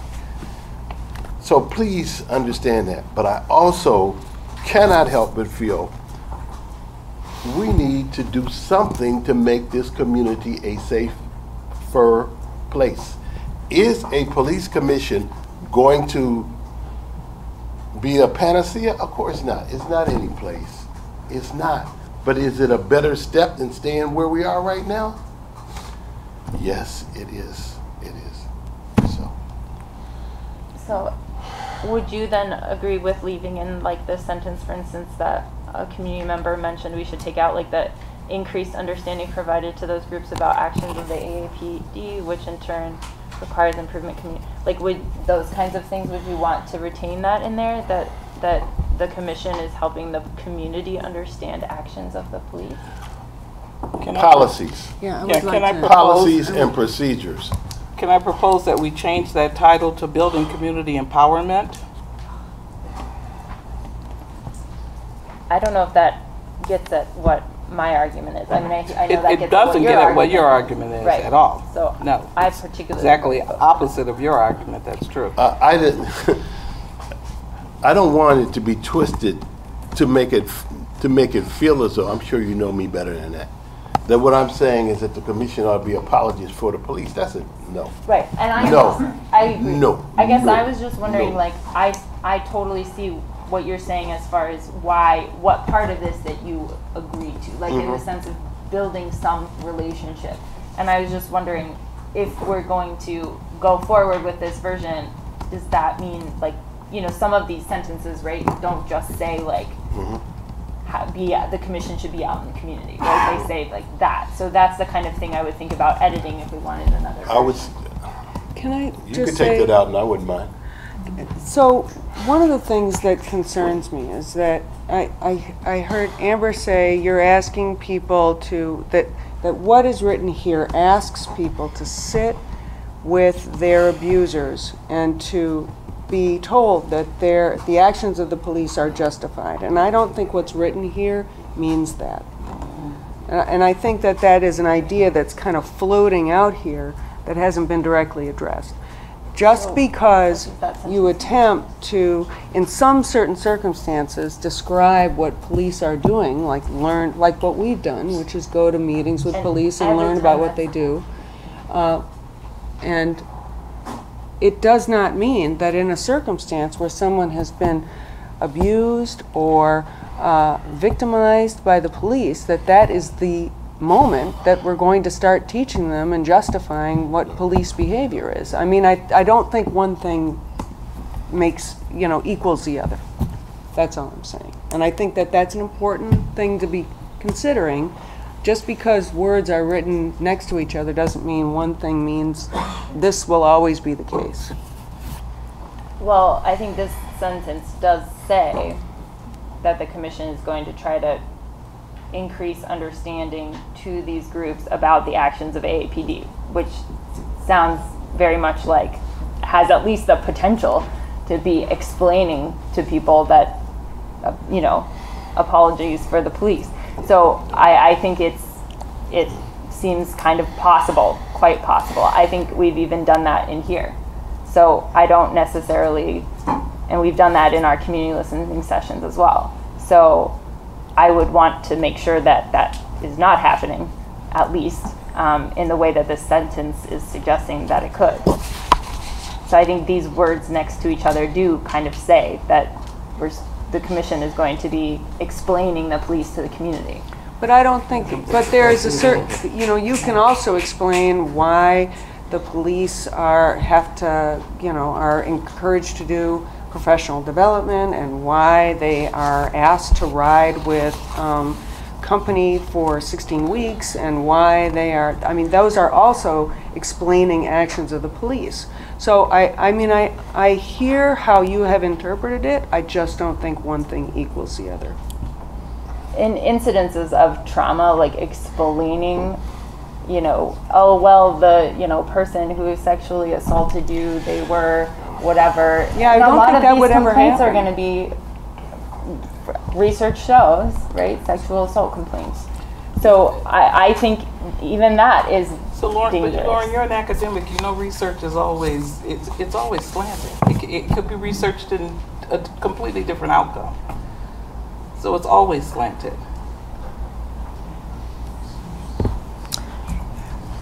I'm trying to, yeah? I wonder if it would help if we replace the word where it says increased understanding provided to these groups about the actions of the APD, if we say increased information. Or possibly just saying, instead of talking about understanding at all, just talk about communications on both sides. I mean, I do think it's crucial that there be communications and that communications be a two-way street, and I think it's important that for the commission to foster that. I agree. The commission is not supposed to be an apologist for the police. It's just supposed to, in this view, it's supposed to provide a forum, a forum for communications and understanding. I hope it'll lead to understanding. As I understand, that was that was the intent behind this. Mm-hmm. But if it creates confusion, because the commission shouldn't be an apologist, then let's eliminate talk about understanding and just talk about communications. And we could title the whole thing community engagement. Then can we just leave it simple, like saying this commission is going to foster communication between police and community, instead of saying that the commission is going to go out and justify their actions and explain their behavior. I mean, that for me that sounds like almost we are giving the PR job of the police department to this, right? That's not what it says. So Okay, Munira? Well, there's also more to this than like they have done something like incredibly evil and awful and nobody wants them on like the police force anymore. I had someone explain like sexual assault and sexual harassment to me as in you notice how people look at you and that can change how you see yourself or the world. Like you notice how people talk to you, you can notice the subtle things and that can change your like outlook and like even like your view of yourself and other people. I think that can also apply to this, where it doesn't have to be like, oh well, this cop like pulled a gun out on me. It can also be like, I know that they were stereotyping me from like the moment that I walked up, or like I feel like we always think it has to be some big thing that the police do that like hurts people, when it is like microaggressions as well. I notice microaggressions. People think I don't notice, like, but I do. I'm trained to notice these things. Like literally from a child, my parents taught me to notice how like men look and how I'm treated as like a black girl. And I feel like that's something that like we're not hearing. And I think another issue we're having here is everybody gets so defensive over their position and their point of view that we can't just hear somebody and be like, okay, I'm listening and I'm gonna sit on this. It's like the moment anybody says anything, we always have to like jump up and like defend our perspective. Like we need to learn how to listen. And I've said this from my first meeting here. We don't know how to listen. Do you have any idea like how exhausting that can be when you just feel like you're talking to a brick wall? Nobody wants to listen to each other here. And that's why like we feel like nothing gets done. That's why people are frustrated. Because like whenever somebody says something, like we think that it's like a personal attack on ourselves and we don't open up our minds to think about it. Like learning to listen is a skill that if we are on this task force and people on the commission need to have, it is not an option. Like we need to be able to open our minds and hear other people's perspectives without getting defensive. Because like, I cannot tell you how many times I have like just brought up like anything and people get defensive and think I'm attacking them personally. When it's like sometimes it's just an opportunity to grow. And like honestly what I'm seeing is just people are attacking each other on here, and like on the task force, like member to member, it seems like we're attacking each other, and that's exhausting and very frustrating to watch. And like it kind of makes me just like want to like walk out of the room and be like, why are we doing this? Because like what's going to happen if we're fighting with each other and if we're fighting with the community, and then the moment anybody says anything, we have to go and like argue with them about it. Like we can learn how to sit and listen to people, and it's not that complicated and it's not that difficult. So I would just like people to, instead of like attacking an idea or trying to prove it wrong, we sit and listen and think about it for a second. Not even that long, just like a couple seconds. And like think about like, is this someone else's experience? Because like, honestly, I don't know a lot of people's experiences on here, and you guys don't know mine. So when somebody tries to share their experience and we attack it, like what good is that gonna do? I'd like to address two things. Firstly, on the issue of whether or not we've been arrested or put in cuffs or incarcerated. Personally, I would not like to be at any point in my life. Trying to avoid that. We'll reach our souls, you will. And if that were to happen, I believe I would still be in the same position. I think that as a young black kid, I've had my difficulties with police and community. I know that it's not only a police issue, it's a community issue, because, you know, 80% of the time, who's the one who calls the police on me? It's a scared white person looking out of their window who I haven't even seen yet. So I'd like to keep that in mind, that, you know, I have fear for both sides, because I've seen how they work together as well, and I understand that, you know, there are bad community relations with and police with the police, but at the same time, a lot of times people instigate and start something that may lead to a police officer ending up abusing a young African American kid because a community member got too scared of what they were doing. Or so I'd like to keep that in mind, that, you know, there's implicit bias all around. And, you know, it doesn't pick a side. It's all over. And secondly, I'd like to address the fact that I believe we discussed voting on the subpoena power today, and I would like to get on. Oh, no. No, we're not doing that. We decided to postpone. Oh, okay, never mind. Then that's all I had to say. Thank you, Kathy. Lauren? So I'll just offer that I would do this Lauren? again. Oh, I was just saying I would offer to draft like we doing with this. Okay, so as an alternative to that, I wanted to propose that the title be Building Community Relations. I wanted to propose striking the part of the sentence that says increased understanding provided to those groups about the actions of the AAPD. Exactly. And I'd like to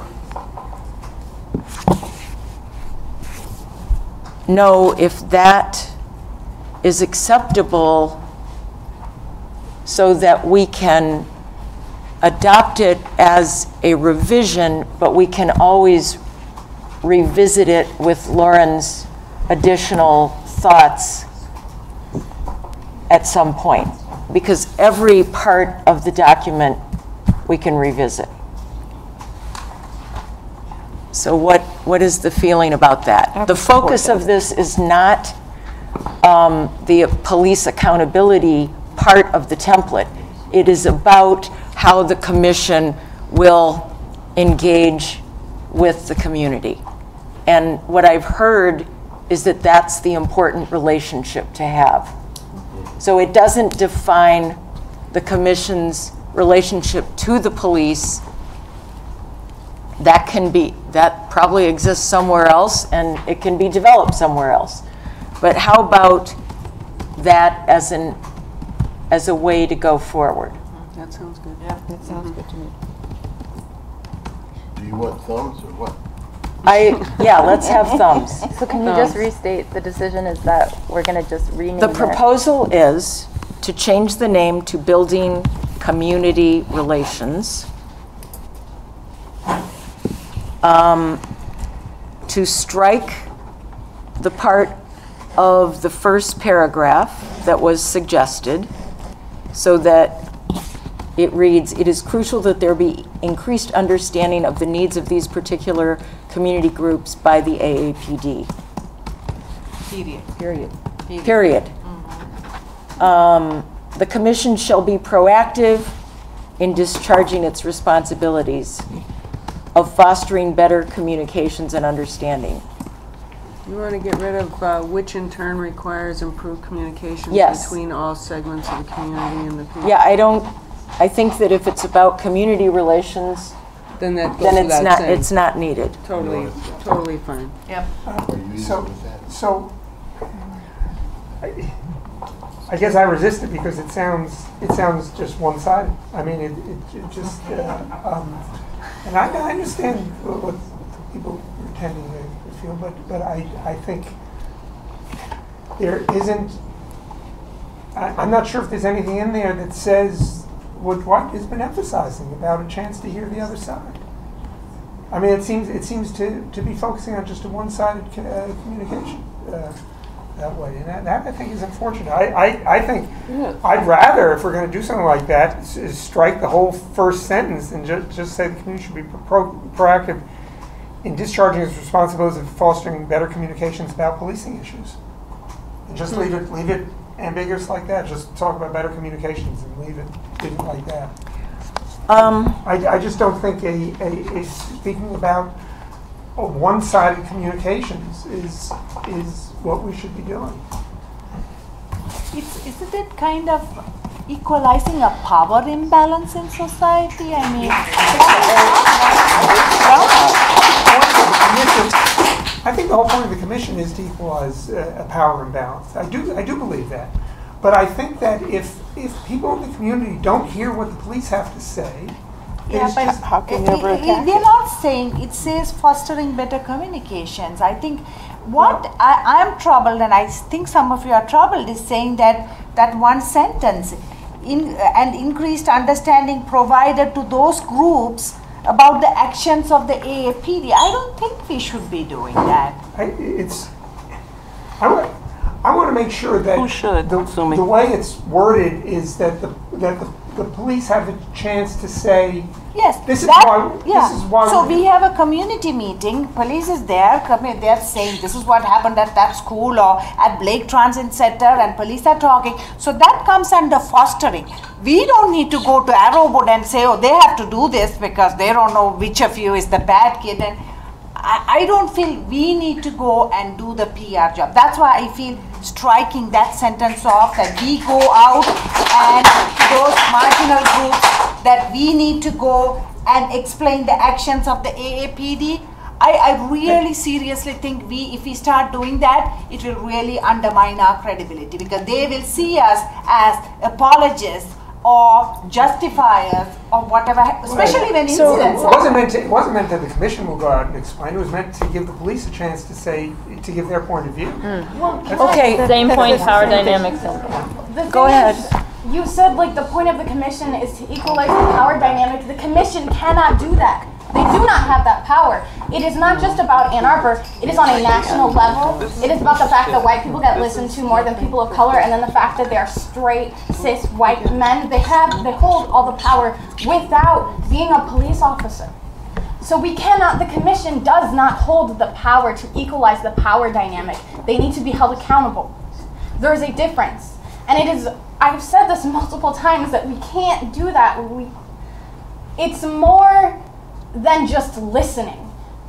It's on such a large scale, and the fact, and like the truth of it is that like it doesn't matter what their actions were, and what their thinking was behind it. People were still hurt, and we cannot just be like, oh well, this is the reason why they did it. Like, people were hurt. People are no longer trust the police. Well, they never trusted the police in the first place, and that is what we need to be focusing on. Not like, oh, this is why the police did it, because that, honestly, like, why the police killed Ora Rosser does not bring her back.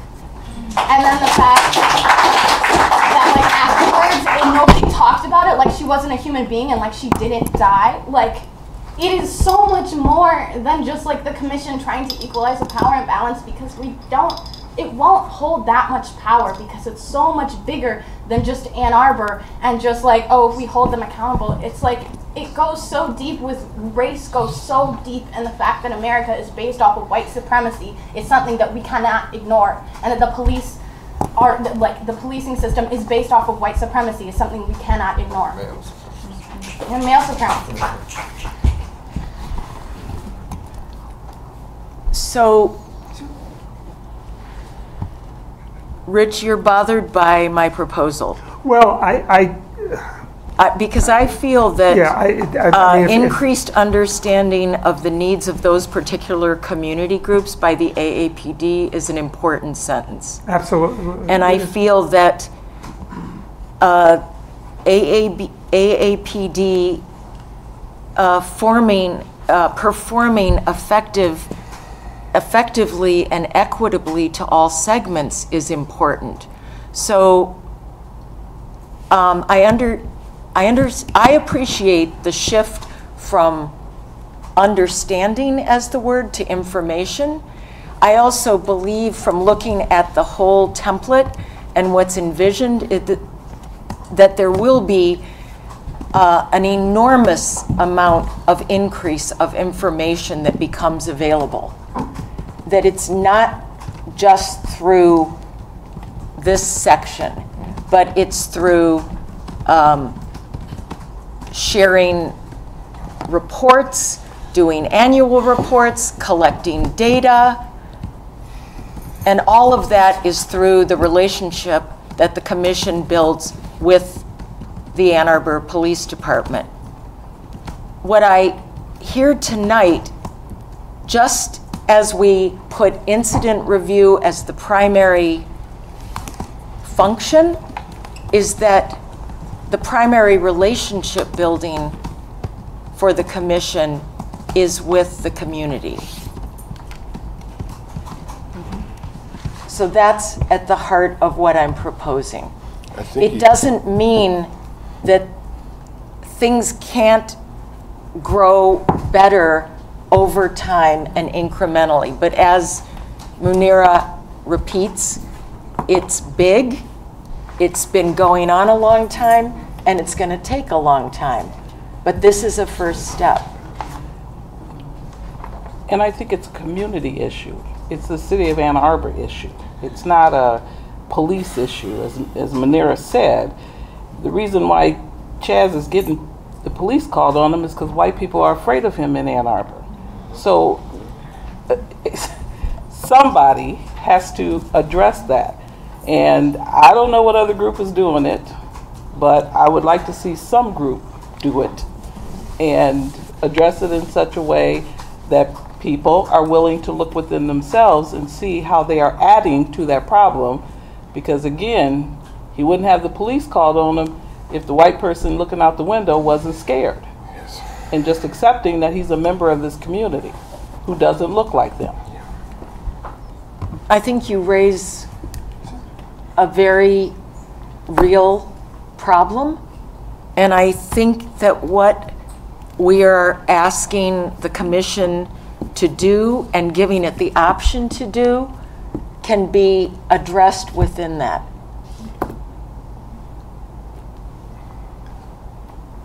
I think you had a vote to cross that out. Yeah, I think you did. So cross it out. A vote to cross what out? Cross out you said you want to cross that sentence out, increase understanding of the. Yes. Yeah, I think you got the votes. Okay. You're talking about the whole rest of the sentence. Yeah. Yes. Okay. And then just to clarify, it's still going to be a workable document. Like, part of my question is, what of the it sounds like the TJW recommendations weren't in there, so I kind of have interest in looking a little bit at that. Please do so. So it's still workable. Okay.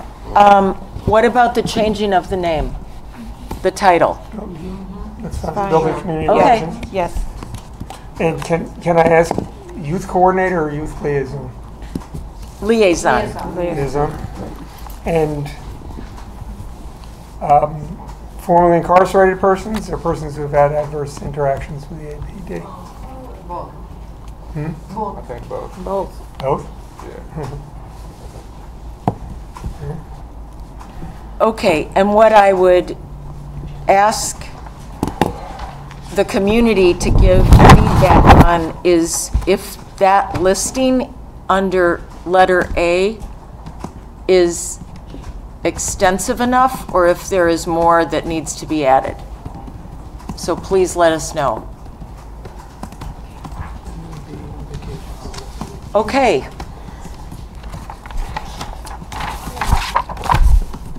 Let's move on. It's great, we have another hour.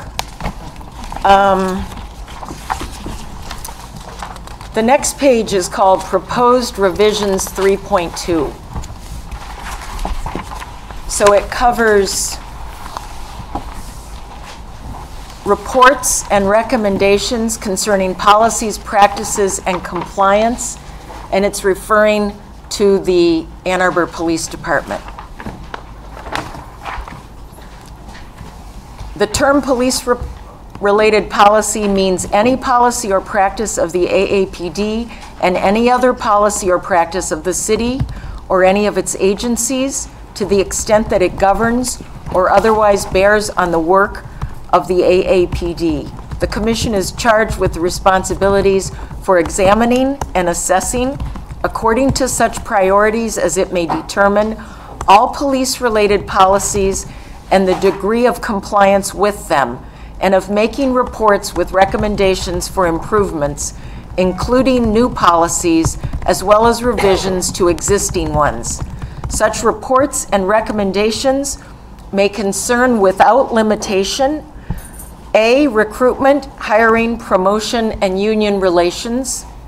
B, training, including both initial training of new personnel and retraining, and education of being without limitation on matters such as de-escalation, implicit bias, and the use of force. C, procedures for handling complaints and determining discipline. D, public education, communications, and outreach efforts by the AAPD. E, non-law enforcement approaches that may reduce the demand and need for police interventions.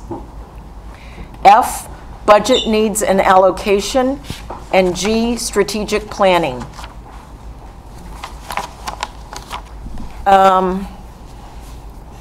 Shall we talk about this section, or shall we go on and then talk about all of it? The next part is called Access to Information and Materials. I think it might pay to talk about this. Okay. This is the basic idea of the commission being empowered to make recommendations. Okay. So once again, can we hear from everyone? This is 3.2.1. Yes. I'm not understanding D. Public education, communications, and outreach efforts by the AAPD.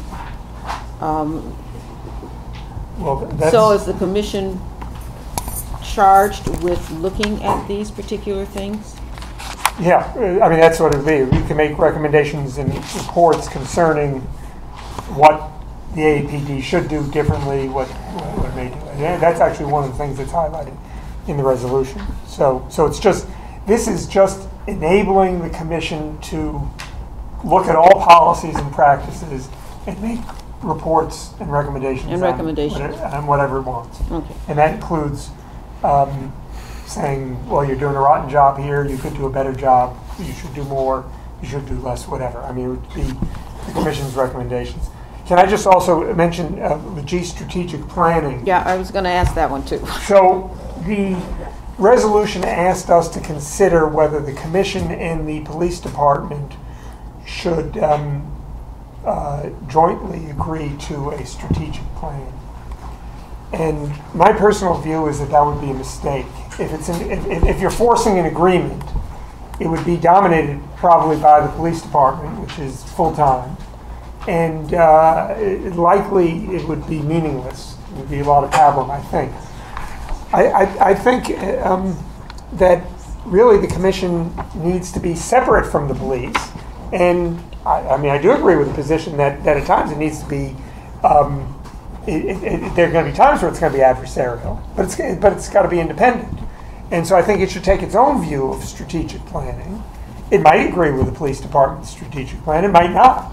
But I don't think we should say, commission, you and the police department get together. You know, I think it should provide an independent voice. So what would be an example of strategic planning? I'm kind of lost on this one. Where do you go in 5 years? What's your vision of the police department? Staffing, to what extent should there be more of a community policing model? To what extent should there be more beat cops? To what extent should there be more, community engagement? Whatever, to set goals. Technology, okay, yeah, goals. So we're looking at the commission writing or determining or suggesting where they see the police department going in 5 years. Yeah. What kinds of or making recommendations. And this doesn't. This is a may. It doesn't say must. It just gives the commission the option. These are just lists. We could do without the list, because it says the commission is charged examining and assessing all police-related policies according to its priorities, and in making reports, to the extent it wants. We could do without the list, I thought, because there's some areas of particular interest that might make sense to have the list, but it's a non-exclusive list. So what I hear you saying is that originally it was suggested that the commission work with the police to create a strategic plan, and what you sound like you're saying is that amounts to, it sounds good, but it's a little bit like the poison gift. I think it is. Mm-hmm. I think it is. It makes the commission then sort of responsible. That's right. It's our seeing plan. It through. It's our plan, which is not what the commission is supposed to do. And what you've got here is, rather than create this document with them, how about we put it on the list of things we might review, the commission might review at some later date. Yeah. Okay. I like the list. I like what it spells out. I thought it was useful. Yeah. I find that this gives the commission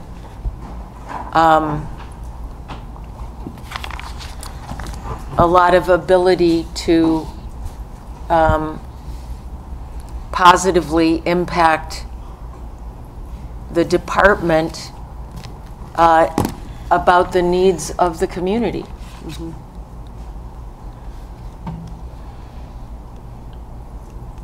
Is there Others? a way of giving that more power than simply like we have this recommendation and we kind of hope that you listen?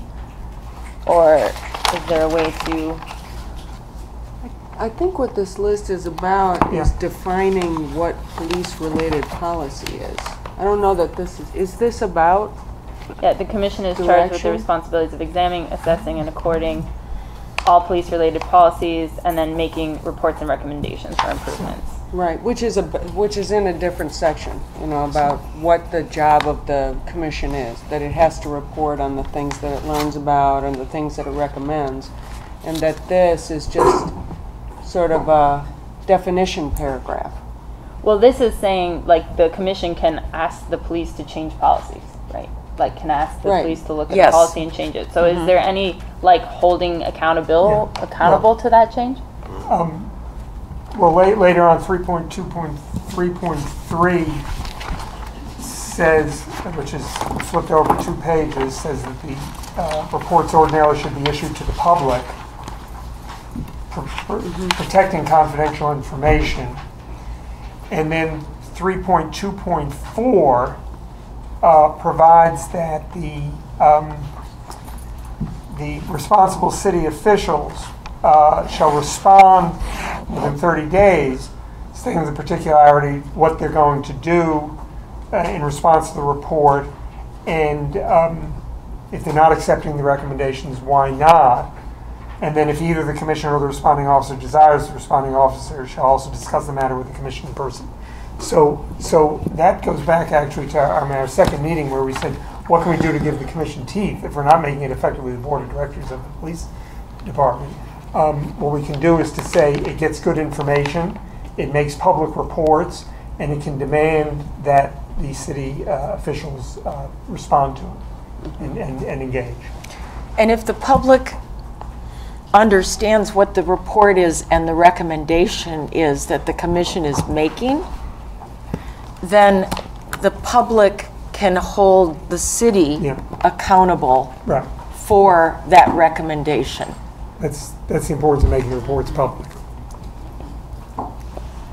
So, I mean, this kind of goes back to some of the debate around subpoena power for me, like these mentions that, you know, basically like the commission can give this recommendation, and then if the officer does not accept, they just say why.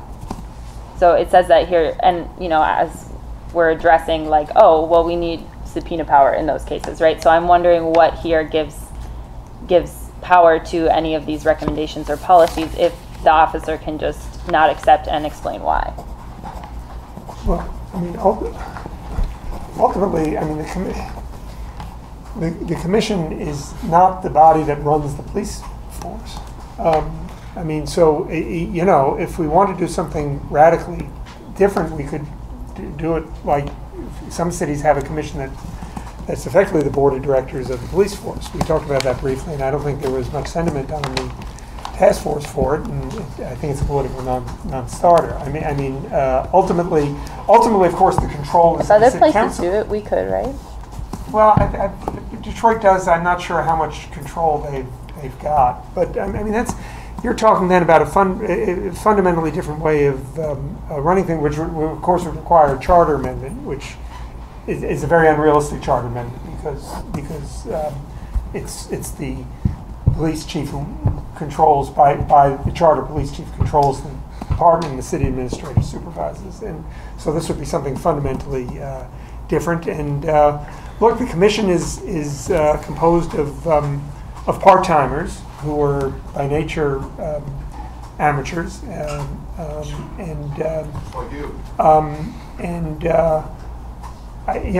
don't think I don't think it's realistic at this point to say that the commission will just determine policy and be able to implement it. So what you're saying, and kind of what Lori is saying, is that the commission locked, so can. this is no longer a public meeting. If people want to get in now, they won't be able to. So I just want to bring that to the chair's attention. Thank you. So if you can have someone man the door or keep the door unlocked, I'll go proper right now. Okay. So then. If you're telling me not to prop the door, what should I do? Sit down. Thanks, a bus, sir. There's somebody there. No one manning the door. Go ahead, Lauren.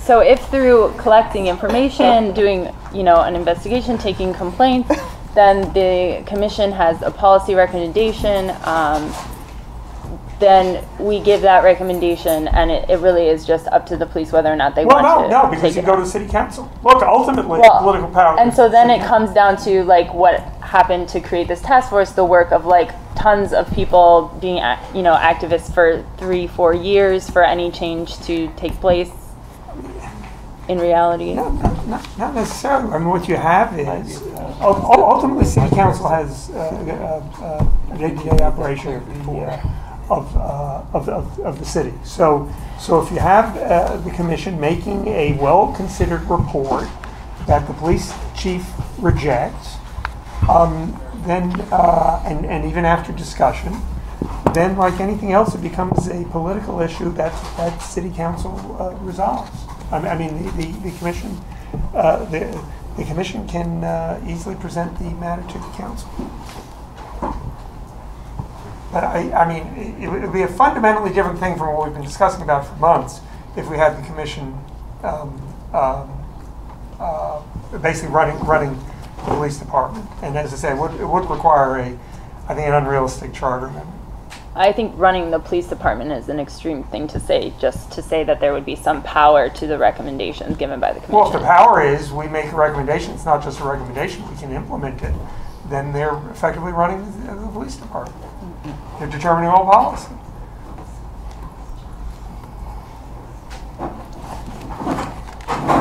So we're comfortable with, as it's written, that they could just say no and explain why, and then it would go to city council for hopes that city council would get behind changing the policy? I think there's real force in saying we get full information, we write a report, we write a public report that becomes a matter of public discussion, and we demand a response. We have a right to expect a response. If the response is, to the extent the response is negative, we then discuss it face to face. If it's still negative, go to the ultimate power, which is short of the people's city council. That gives the commission a great deal of effective power. I mean, the police are not going to want to. The police and the city administrator are not going to just want to willy-nilly ignore those recommendations. I'd just like to ask. So, say an officer says no, responds with why. Is that a public record? Is that something that the community and the public can see? Yeah. Okay. Yes. Unless there's confidential information, which would not ordinarily be the Okay, case. but then the confidential information would be blacked out in the rest of the... Yeah. Okay. Yeah. All right, that I was just wondering. Yeah. Good question. Yeah.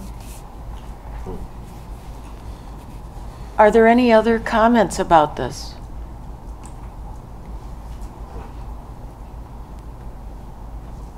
I have another one. Okay. I believe it's in the TJW version actually, is also the, adding to this list, is the ability to collect data on complaints. So to collect data on what complaints have been submitted directly to the police and the background on those complaints so that the commission can gather data on what, statistics and information about the complaints that police themselves are receiving. So that, I believe, is addressed in 2.2.2.3 on the back side of the page, under without need for request. Oh, and also 3232. And in the annual report. I So guess, both. So should it not also be in this list of things that the commission would ask for from the police? Well, this isn't a list of things that they ask for. This is a list of topics on which, a non-exclusive list of topics on which they can make reports. The request for data is... Oh, sorry. Yeah, and I think that the 3.2 reports are based on the data that they're given.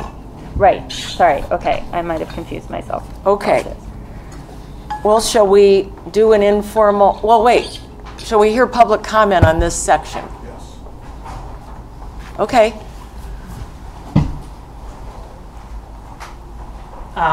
As I understand it, this list is meant to be a guide and not limiting, but I still think it's missing some pretty crucial things. It's missing policies on arrest procedures. It's missing policies on responding to mental health crises. It's missing policies on surveillance, data collection, and data usage. It's missing policies on response to protest. Like, it does not seem like if this list is meant to guide, it's kind of guiding away from a lot of the harms that people suffer from police. Thank you. Do you think that we could ask you to give us a list? I marked those down. Arrest procedures, mental health issues, data usage, and response to protests. Surveillance? Surveillance. Surveillance. And then data collection and usage. Data collection. Use of force.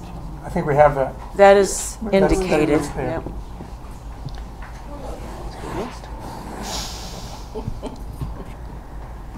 And it is not, as you said, it is not exclusive. So can we, are there more public comments, or shall we? So what is the proposal? To adopt this with the list and the addition of these specific? Kind of problem adding those. Yeah. Policies that we want highlighted for particular attention. And then if you send us additional ones, this isn't a done deal, but we're moving on. All right, so we've done that. Okay, moving to 3.2.2, Access to information and materials. To enable the Commission to perform its functions, it is critical that the Commission have broad access to relevant information and materials, which, as used in this ordinance, means information and materials that state or reflect policies or practices of the AAPD and any other policies and practices of the city and any of its agencies to the extent that they govern or otherwise bear on the work of the AAPD. On request by the Commission, the AAPD, the City Administrator, and the City Attorney's Office shall accept to the extent prohibited by federal or state law, the city charter, or a collective bargaining agreement, provide the Commission with all relevant information and materials that the Commission requests. If the producing officer, which is all of those named, believes, that's not a police officer, believes that some requested information or materials, though relevant, cannot be produced because of law or collective bargaining agreement, the producing officer shall describe the information and materials withheld and state with particularity the reason why it cannot be produced. At this point, I would like to bring everybody's attention to the very final pages of the packet. So 1, 2, 3, 4 pages. The last 4 pages of your packet are copies of a personnel complaint form that the Ann Arbor Police Department uses, a mock example of an investigation and what all the information that would contain, all the people who are interviewed, all the recordings that are reviewed, and the conclusion, and the policies. And then the last page is the summary and recommendation, which includes the discipline. And if you look at these reports,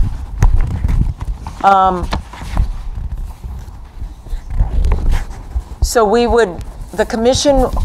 understand that the Commission would be given redacted reports that look just like this, and that the names involved would be substituted with Officer A or Civilian A, but all the other information is contained in the report. And it would also include body cam footage that has been redacted to blur the face in the footage and blur any other identifying information like the license plate or the street address. Yes? I'm glad you highlighted that because it's in front of people and it's useful to see. These would usually be most relevant for individual incident review, not for policy recommendations. And those policy recommendations usually, I think the Commission would be looking for broader based information. But it's also possible that it would say, let's see all complaints bearing on such and such. But for policy, it's going to be looking for, more overall information as a general matter, I think. But on the individual incident review, this is Before you what's go on, going on. I'd like to add one other department to this list, and that's the professional standards section personnel, because they are, the PSS lieutenant is the person that is going to be writing the summary. So whatever information can be obtained from them as well. I'm sorry, you're talking about in where it says 3.2.2.2. The last section on the first page. Yeah, at the bottom. So it's listing, we're asking for relevant information from the administrator, the city attorney's office. Well, it says the APD. That's the whole department. So that would include the chief, the PS, Professional standards. Okay, so we're assuming then that we're also requesting information from the PSS? Yeah, it's anything that the police department has, which would include PSS. Okay. Sure. Yeah, the whole department, everything they got. Are you saying that you don't feel it needs to be named? I wouldn't name it because then when if you have the general term, you name PSS, it's like, well, how about everybody else? The AAPD means the whole department, anything Okay. they've got. Does that? Okay, all right. Okay. Yeah. I'm going to keep reading so that we can do this whole section. 3.2.2.3, without the need to request. At least every 3 months, the AAPD shall report to the Commission describing any significant developments bearing on the AAPD's performance of its functions, including any significant changes in policies or procedures. Did I read that right? Including without limitation in training or discipline, staffing, or budgetary needs. B, describing any complaints lodged with the AAPD, including the substance of the complaint and the process and substance of the AAPD's response to it. And C, providing data on field operations, including without limitation, and in each case broken down by race, the number of officer-involved shootings, taser discharges, street stops, broken out by type, vehicle searches, and contraband fines. And finally, confidential production. Production of information and materials to the Commission shall be made in confidence only if that is necessary by reason of law, collective bargaining agreement, or overriding public policy. If the producing officer believes that production must be in confidence, the producing officer shall so indicate and shall state the reason with particularity. So shall we stop there? Or keep going? No. Okay, stop. Comments? Actually, sorry, I don't know if we already, I think we moved on from this, but I'm just realizing I wanted, on 3.2.2.2, in the TJW version, it says the AAPD, the city administrator, the city attorney's office, and the professional standards section personnel. So I don't know if there's a reason. I understand Rich's argument for not including that. I just want to see if there's a specific reason for putting that in, that from TJW to have that.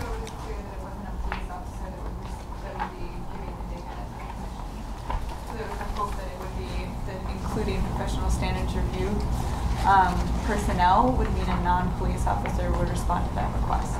Does anyone in TJW have police contact, or are you just a bunch of like white people who don't know shit about police? So I guess that's the reason behind putting that in there as well. So I wanted to confirm what their reason for doing that was. So it sounds like to have a person who's not, an officer on, actually on the police force actually giving that information, which has value, I think. So it seems like why not put it in there if it has value? Well, professional standards section personnel, I mean, it,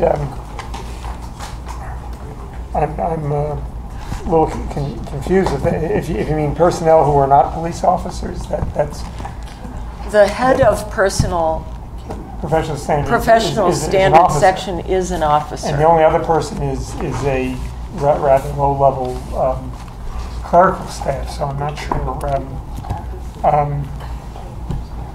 Look, I think it's better to say the department is responsible for producing everything it wants. Yeah, I just noticed that they add it. I know they did. I don't think. I think that my own view is that it tends to confuse things and then raise issues. Well, how about somebody in the APD who's not in professional standards section?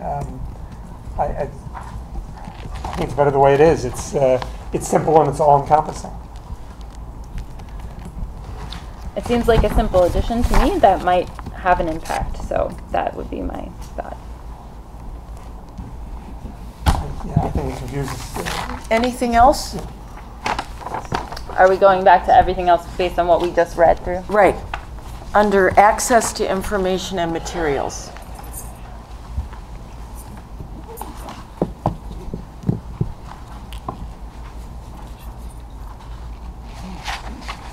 No comments? I think, again, in the 3.2.2.3, there's some additions by TJW that I just want to also bring up, considering that we did, commit to comparing these two documents together. That the commission will receive biannual reports from the AAPD regarding discipline budget, staffing, complaints, training, compliance, and policing data. I don't know if other people have the version up in front of them. Should I read the whole edition here? Well, there is a statement at the bottom of the annual report that says during its first 2 years, the commission shall also issue a mid-year report. Oh, you're talking about receiving, not issuing. In 3.2.2.3. Okay. Sorry. Yeah. So I think the team incorporated most of that stuff. Every 3 months, maybe PD is going to report. No, it's a paragraph after that. It starts with, additionally, the commission will receive biannual reports from AAPD regarding discipline, budget, staffing, well, that's in there, complaints, training, compliance, and policy data, including but not limited to officer-involved shootings, officer-involved taser discharges. So I think this is what TJW, and you can correct us, has just reworded it, but essentially everything is in 3.2.2.3. And this says at least every 3 months. So would you agree, Maren, that we captured? Yeah, they just reworded. Okay, sorry. Okay. So that's part of what's been so hard to follow, but okay, got it now. Thank you. Okay, so let's have public comment on this section. Let's do confidential production. Oh, yeah, confidential production before we do. Sorry. 3.2.2.4. Thank you, Janet. Go ahead. Production of information and materials to the commission shall be made in confidence only if that is necessary by reason of law, collective bargaining agreement, or overriding public policy. If the producing officer believes that production must be in confidence, the producing officer shall so indicate and shall state the reason with particularity. I don't understand what overriding public policy means. So I think if the examples have been given to us of response to terrorist threats, and the police can give other examples where they believe that actually revealing the policy might endanger people. Counter policies on certain policies on I don't know if the proper term would even be counterintelligence, but certain investigative policies where if they reveal it, then it's going to if they reveal it publicly, it would endanger people. So the sense of this is, unless they're prohibited by law, they got to give it to the commission. But if they say, but there's a real reason why we can't give this publicly, it would be bad for people, we'll give it to you in confidence. Now that requires a great deal of trust in the commission. It puts a great deal of responsibility on the commission to treat information confidentially, which I think the commission needs to have the opportunity to show its trustworthiness. I think we all know that that has been used as a shield.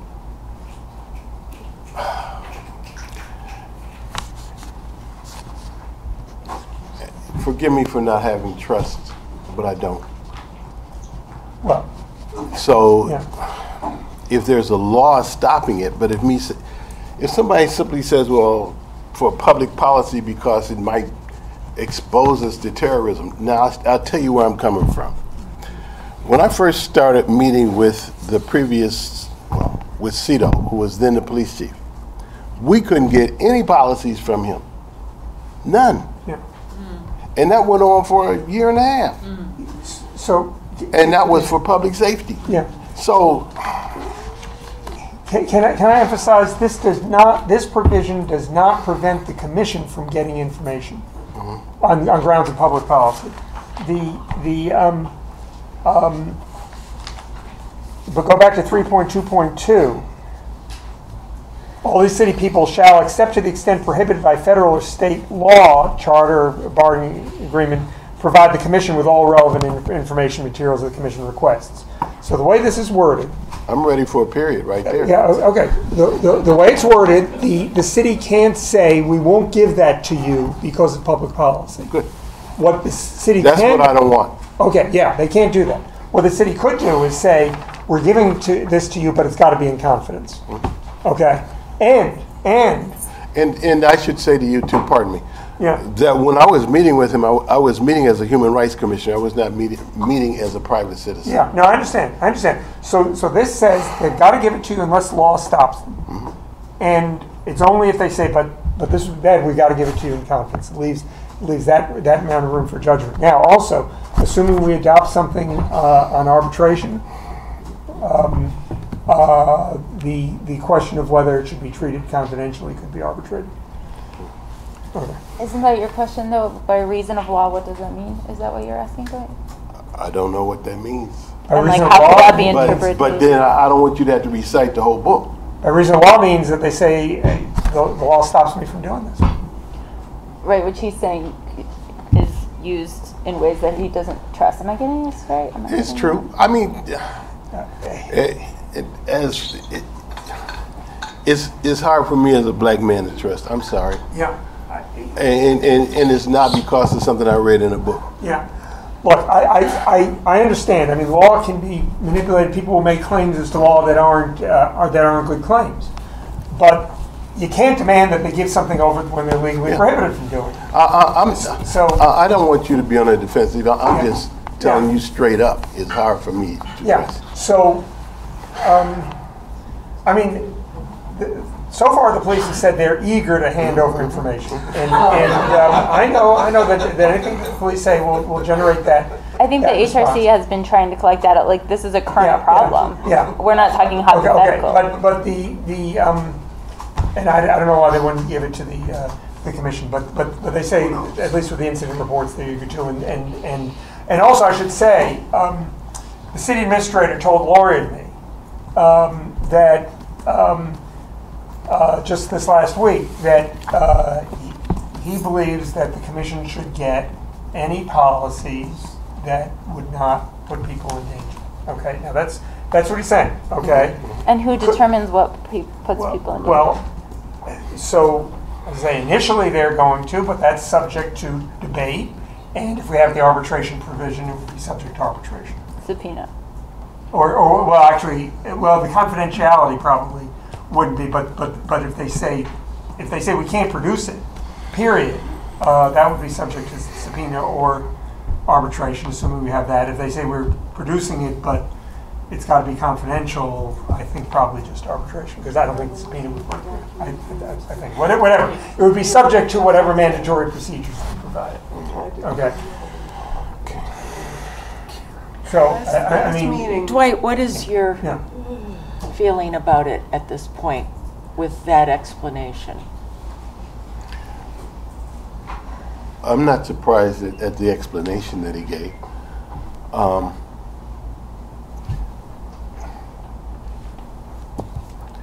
You know, part of my training is as a theologian. And there's a part in the Bible that says, Lord, I believe, help my unbelief. And that's a great line for right now. I want to believe. I'm not there yet. Yeah. I think the only way to do it is to let it run and see if they are good to their word. Yes.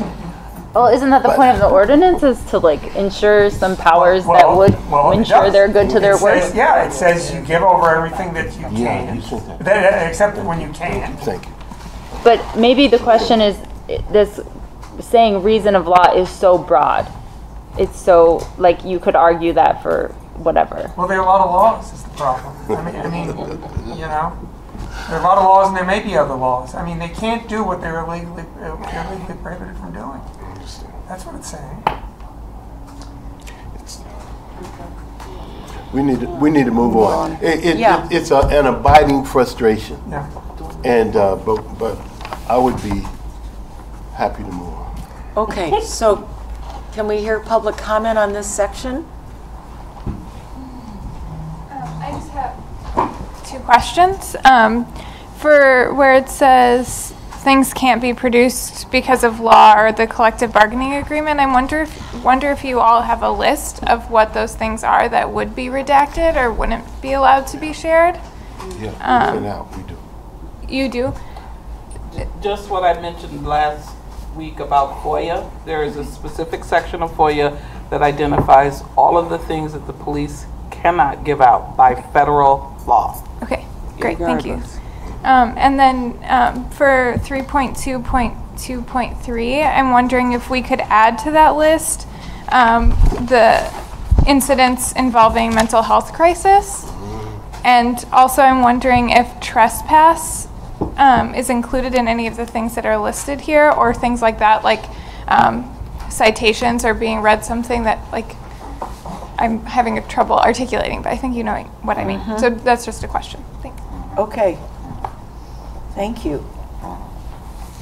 Hi, my name's Eric. I have a question about what or who determines the particularity in, I think it's 3.2.2 and 3.2.2.4, which is in providing, like a producing officer's statement regarding not providing documents or providing a document to the commission in confidence being appropriate. My concern is essentially that I'm not sure if there is any recourse for the person who is, for the commission, and by proxy the complainant to the commission, if the producing officer basically states a reason why it can't be produced that doesn't really pass muster in someone's opinion other than the police department, because I don't trust that the police department is going to make the right call. Is it still public comment? That was a question, right? Yeah. A question, and if there are any thoughts on it, then I would appreciate it. Kind of an appeal.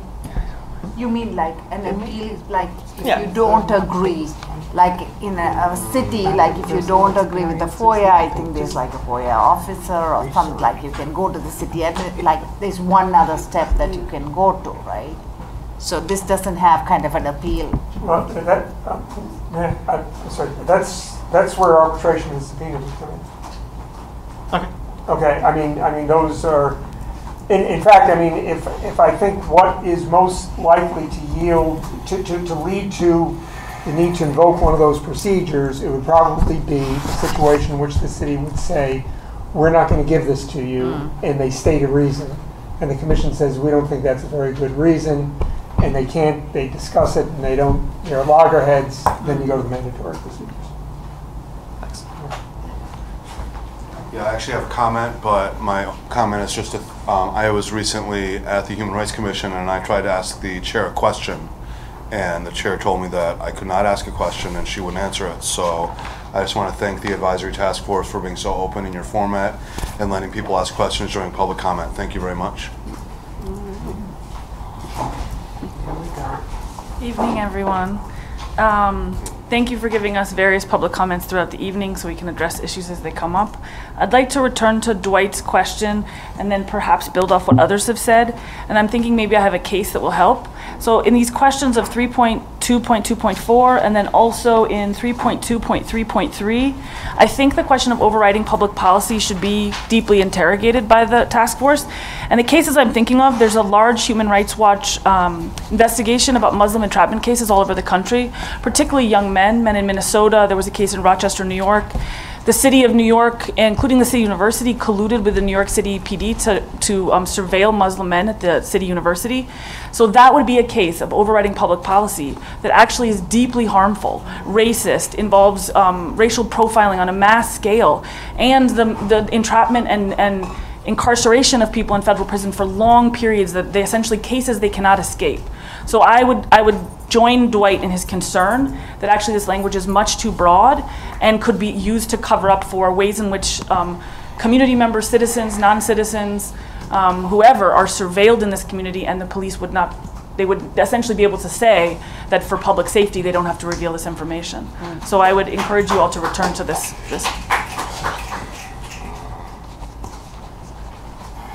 Thank you. Now, normally when there's like disputes that are considered in court, like all the court documents are open and everyone can see stuff. But if the police is trying to say that certain things need to be secret, and then we're trying to, like, you know, challenge that, like, what's the procedure? Is there some kind of, like, secret court that has to go through, or, like, you know, does that somehow get adjudicated in a way that, like, people can see the adjudication, or is it just we just gonna see the results of that and be like, well, we'll never know? Well, there's actually a sheet in your packet that describes 3 proposals for dispute resolution and use of subpoena. Yeah. Is that an adequate response? Yeah, I think that is. Can I add also, I think Sergeant stepped out, but in response to her comment, I just want to emphasize that the way this is drafted, the overriding public policy only addresses when the police can say, we're going to give this to you, but in confidence. They can't say, we're not going to give it to you because of public policy. They can only say, we're not going to give it to you because we're legally prevented from doing so. Okay? That includes by agreement. Thank you, Rich. That's helpful because it's not obvious. Yeah, well, I mean, but I'll just say, make sure, because 3.2.2, which talks about getting information, just talks about law, okay? And then the confidential talks about the public policy. And if there's debate over, no, we don't think this should be in confidence, that could be submitted to arbitration. Okay, so there would be a deciding. And what is your thought about the broadness of the language? Is there any way to make it any? I mean, you could say overriding public policy, raising serious concerns of safety. I mean, maybe, I don't know. I mean, what's your idea? I'd like to know if there are other, from the police, maybe if there are other public policies that might be significant. My idea is to say, right in that part, that to say what you keep saying over and over again, you know, that this is to clarify, they can't not give us anything, but they can say, we want you to keep this in confidence. And then you could say right in that section, if the commission members, if there is a disagreement, they can do A, B, or C.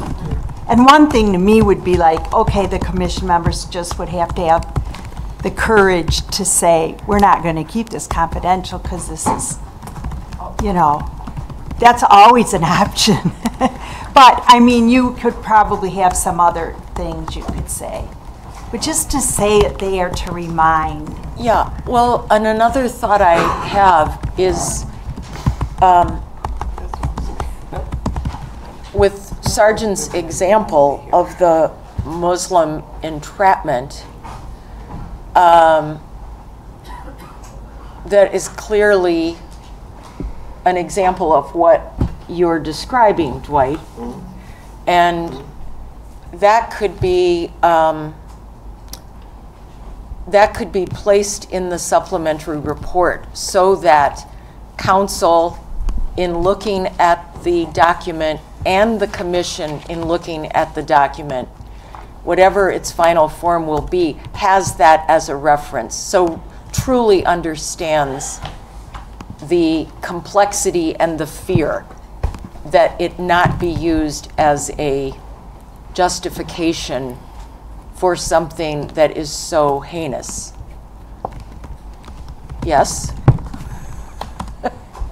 Well, what Sergeant made me think of that isn't so far from home is the effort by ICE and the feds to have our local police department and sheriff participate in what, in my mind, are abuses of freedom and the Constitution. So I think we might need to hear from the commission in the draft. How are you going to address that? Because I only think that pressure is going to get greater. And that's a clear issue where the feds would say, we're not going to give your police department any more money, you know, if you don't do this. Well, just to at least raise that, because ICE is a clear threat to community well-being.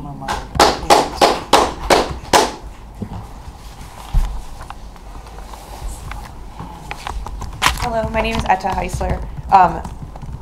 My only question, and it may be answered somewhere else, so it's really just clarifying for me.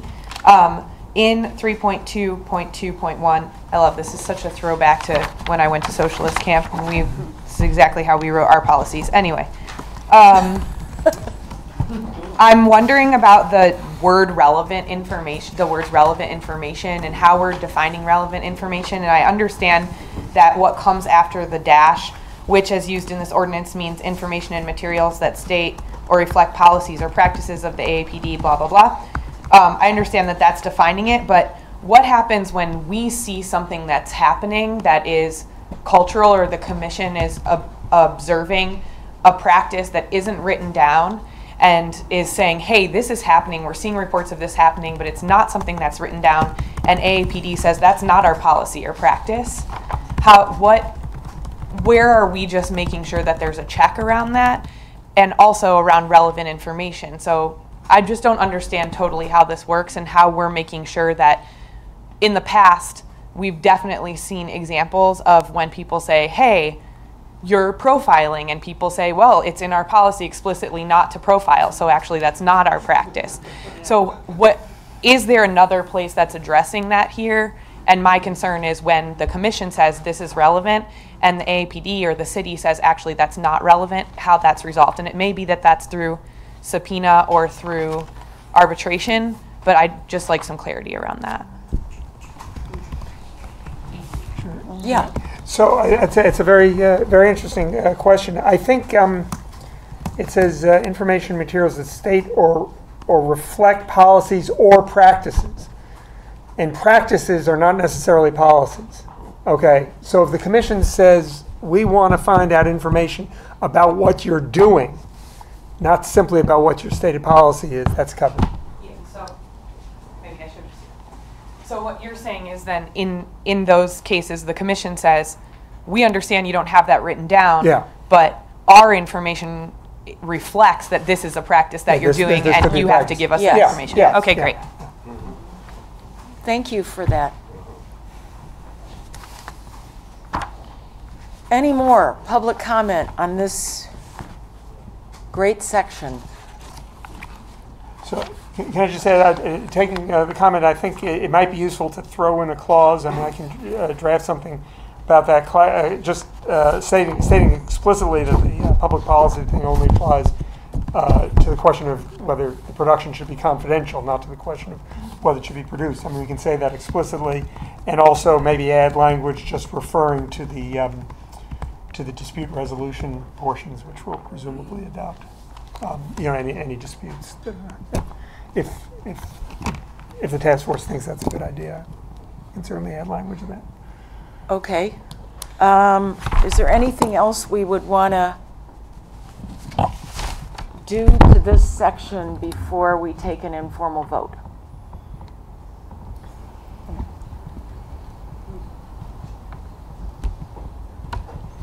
Well, I certainly want to make a note of those ideas as examples for the report.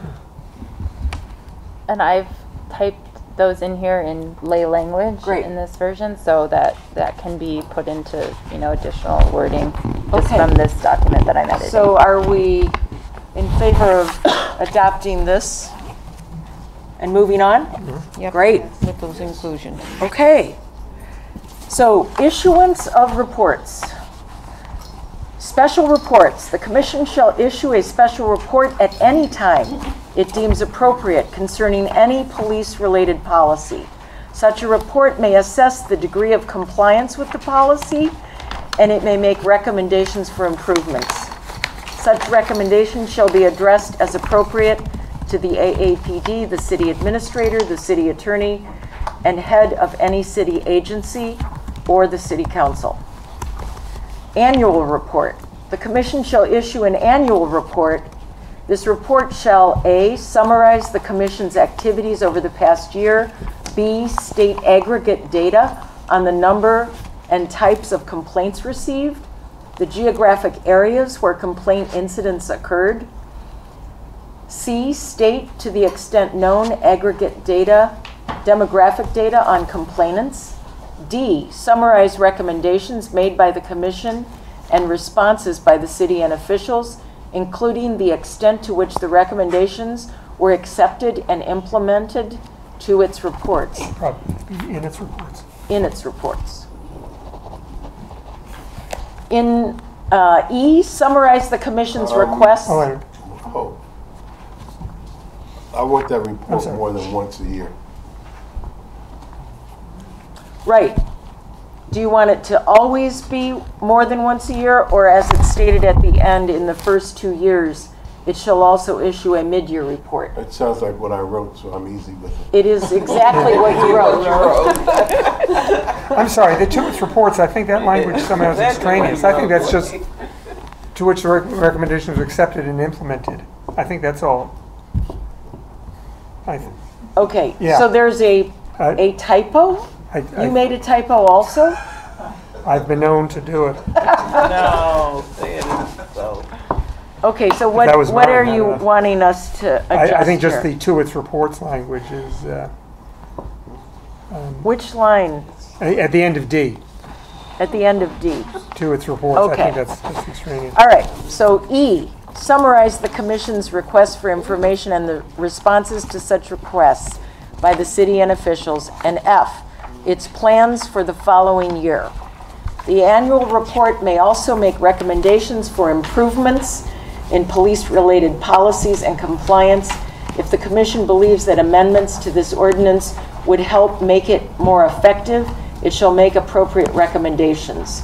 During its first 2 years, the commission shall, as Dwight would like, issue a mid-year report stating the same information for the reporting period as prescribed above for annual reports. Next page, public reports, confidentiality. Reports shall ordinarily be issued to the public, but the commission shall take care not to make public release of information that should remain confidential by reason of law, collective bargaining agreement, or overriding public policy, or that has been provided to the commission in confidence by a member of the public.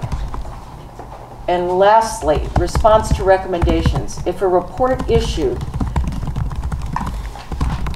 makes recommendations to the AAPD, the city administrator, the city attorney, or the head of any city agency, that person or entity, called the responding officer, shall respond to the commission in writing within 30 days, stating with particularity, A, the extent to which the responding officer accepts the recommendations, B, the actions, if any, that the responding officer has taken or will take in acting on the recommendations, and C, to the extent that the responding officer does not accept the recommendations, the reasons why. If either the commission or the responding officer desires, the responding officer shall also discuss the matter with the commission in person. Okay. Well, Lori, in Yeah. light of, is it Edda? yeah. Edda, yeah. In light of Edda's comment, I'm looking at 3.2.3.1 on special reports, and I think maybe it would make sense to add the word "and practice" at the end of the first sentence. The commission shall issue a special report at any time it deems appropriate concerning any police-related policy or practice. And I guess that might have been implicit, where it says such a report may assess the degree of compliance with the policy, but probably better make it explicit, and I'd change that to any policy. May make recommendations for improvement. So that just clarifies that the reports don't have to be addressed to. It may be that there's no policy, but there's bad practice. Great. Any other comments about this section?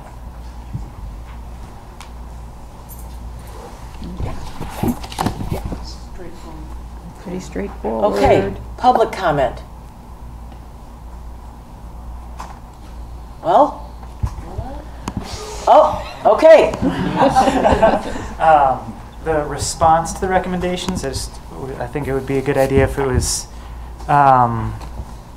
stated that that be a public response.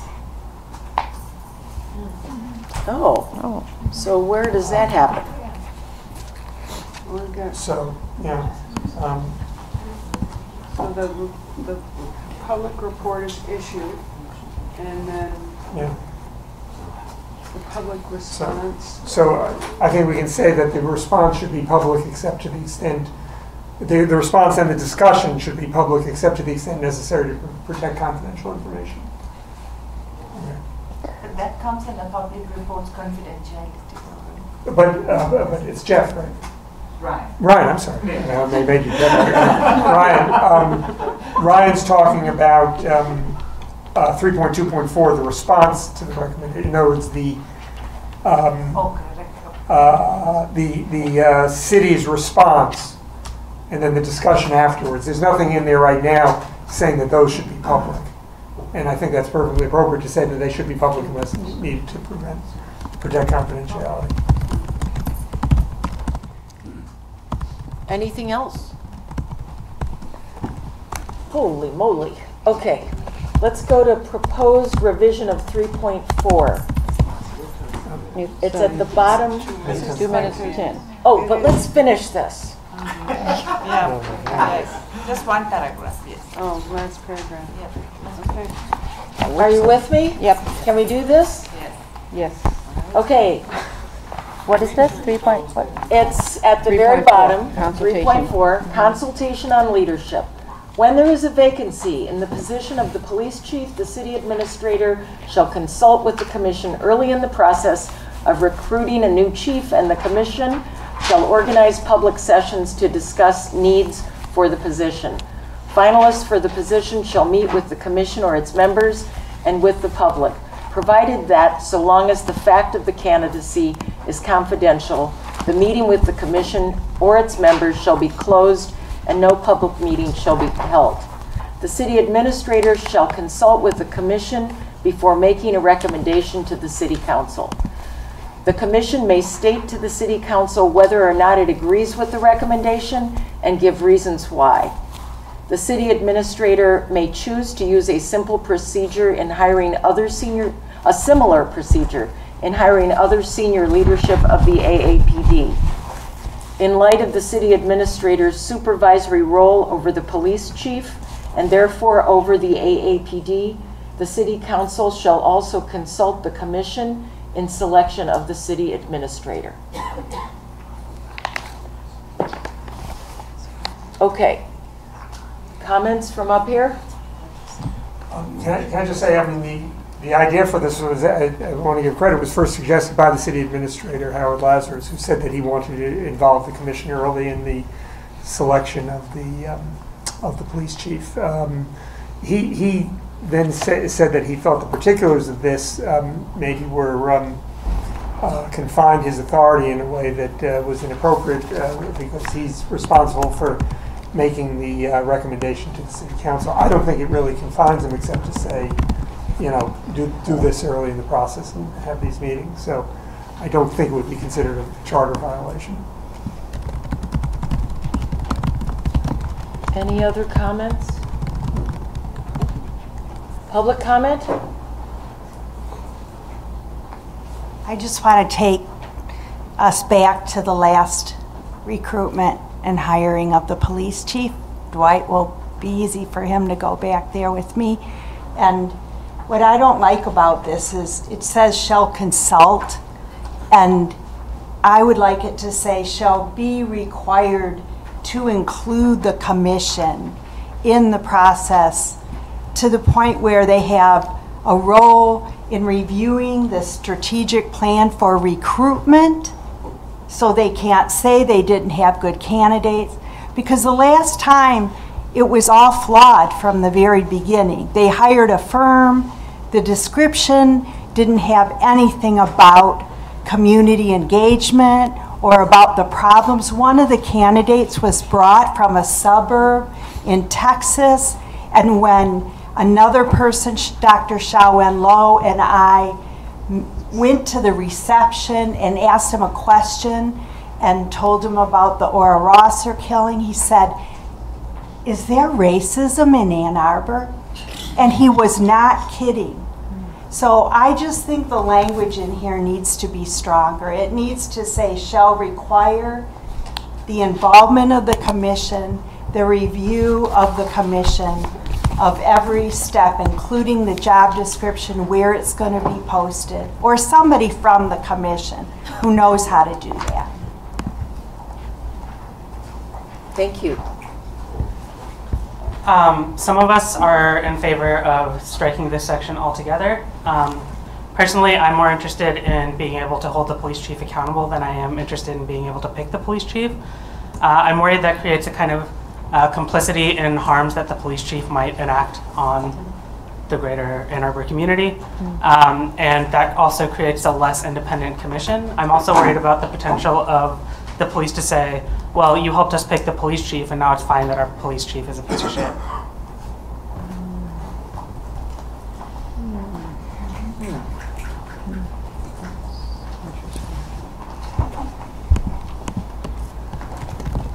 Yeah, I think the meeting's supposed to be over. Is it going to be over soon or no? Is there going to be open public comment at any point, or do we have to speak on the subject? We'd like to speak on the subject. Will there open public comment ever? Or is there no open public comment in this meeting? This is, right now. Thank you, okay.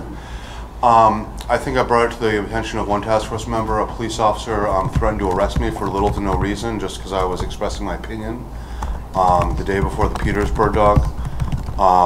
It seems odd that police feel they can just threaten to kidnap people for no reason just because people are speaking their opinion and speaking their mind. It seems quite odd. I don't know if it came to the attention of either of the deputy chiefs, but I'd be interested in hearing about that. And I'd like to hear from the task force member that I discussed the matter with. I won't say their name publicly, as I would rather not. So it just seems odd that the police board doesn't really take seriously when the police department threatens to arrest people for no reason. Even when this is going on, it seems kind of ridiculous.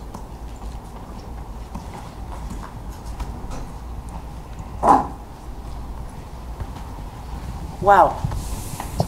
Okay.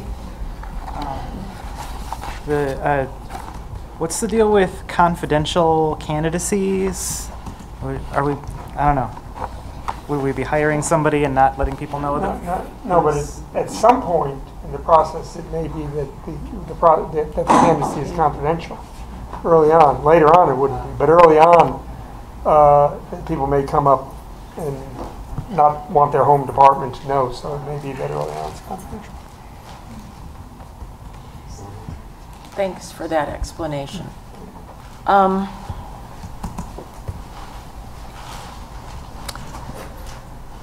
Well,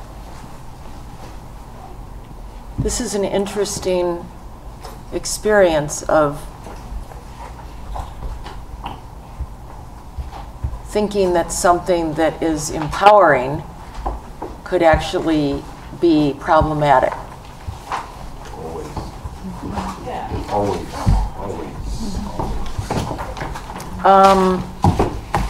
Do we want to sleep on this or vote on it, or what do we want to do? Because it's time to pack up. See me? We do want to have a say on it. I mean, it doesn't mean that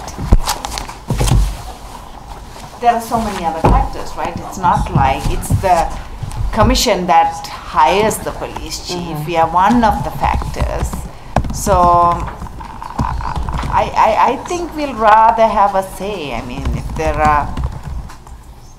are a couple of good candidates and some are really bad candidates, we definitely don't want that candidate as a police chief. So I mean, what about the ideas of being involved? Well, I guess it says well, it doesn't really state the point at which there is involvement, does it? It says early, and maybe, I'm sorry. Oh, Charmin. Charmin, I mean, maybe you can suggest language. I mean, Charmin is suggesting involvement in the determination of the process, which might be worthwhile. I appreciate that. I mean, it's a very interesting point that, you know, are you co-opting the commission? But first of all, I mean, I think I agree with Sumi. Bottom line is that, gee, it's better for the commission to have a voice. The commission is going to be able to involve the public in the whole thing. And there's nothing about, I mean, the commission may disagree with the recommendation. And even if the commission agrees with the recommendation, I don't think that prevents them from saying afterwards, you know, we did support you, but look at what you're doing. You know, we don't think that's good. So it's a very interesting concern, but I think on balance, on the whole, this is a good thing. Maybe if we're ready to vote, we can vote, and if not, I would adjourn. agree. I think that the commission, I mean, that's one of the concerns about the community trusting us. And if we wash our hands of even having any kind of input whatsoever in who is being hired or who is being looked at, I think that we're skirting the responsibility. So whether or not that person turns out to be not good, we have at least had the opportunity to look at and make our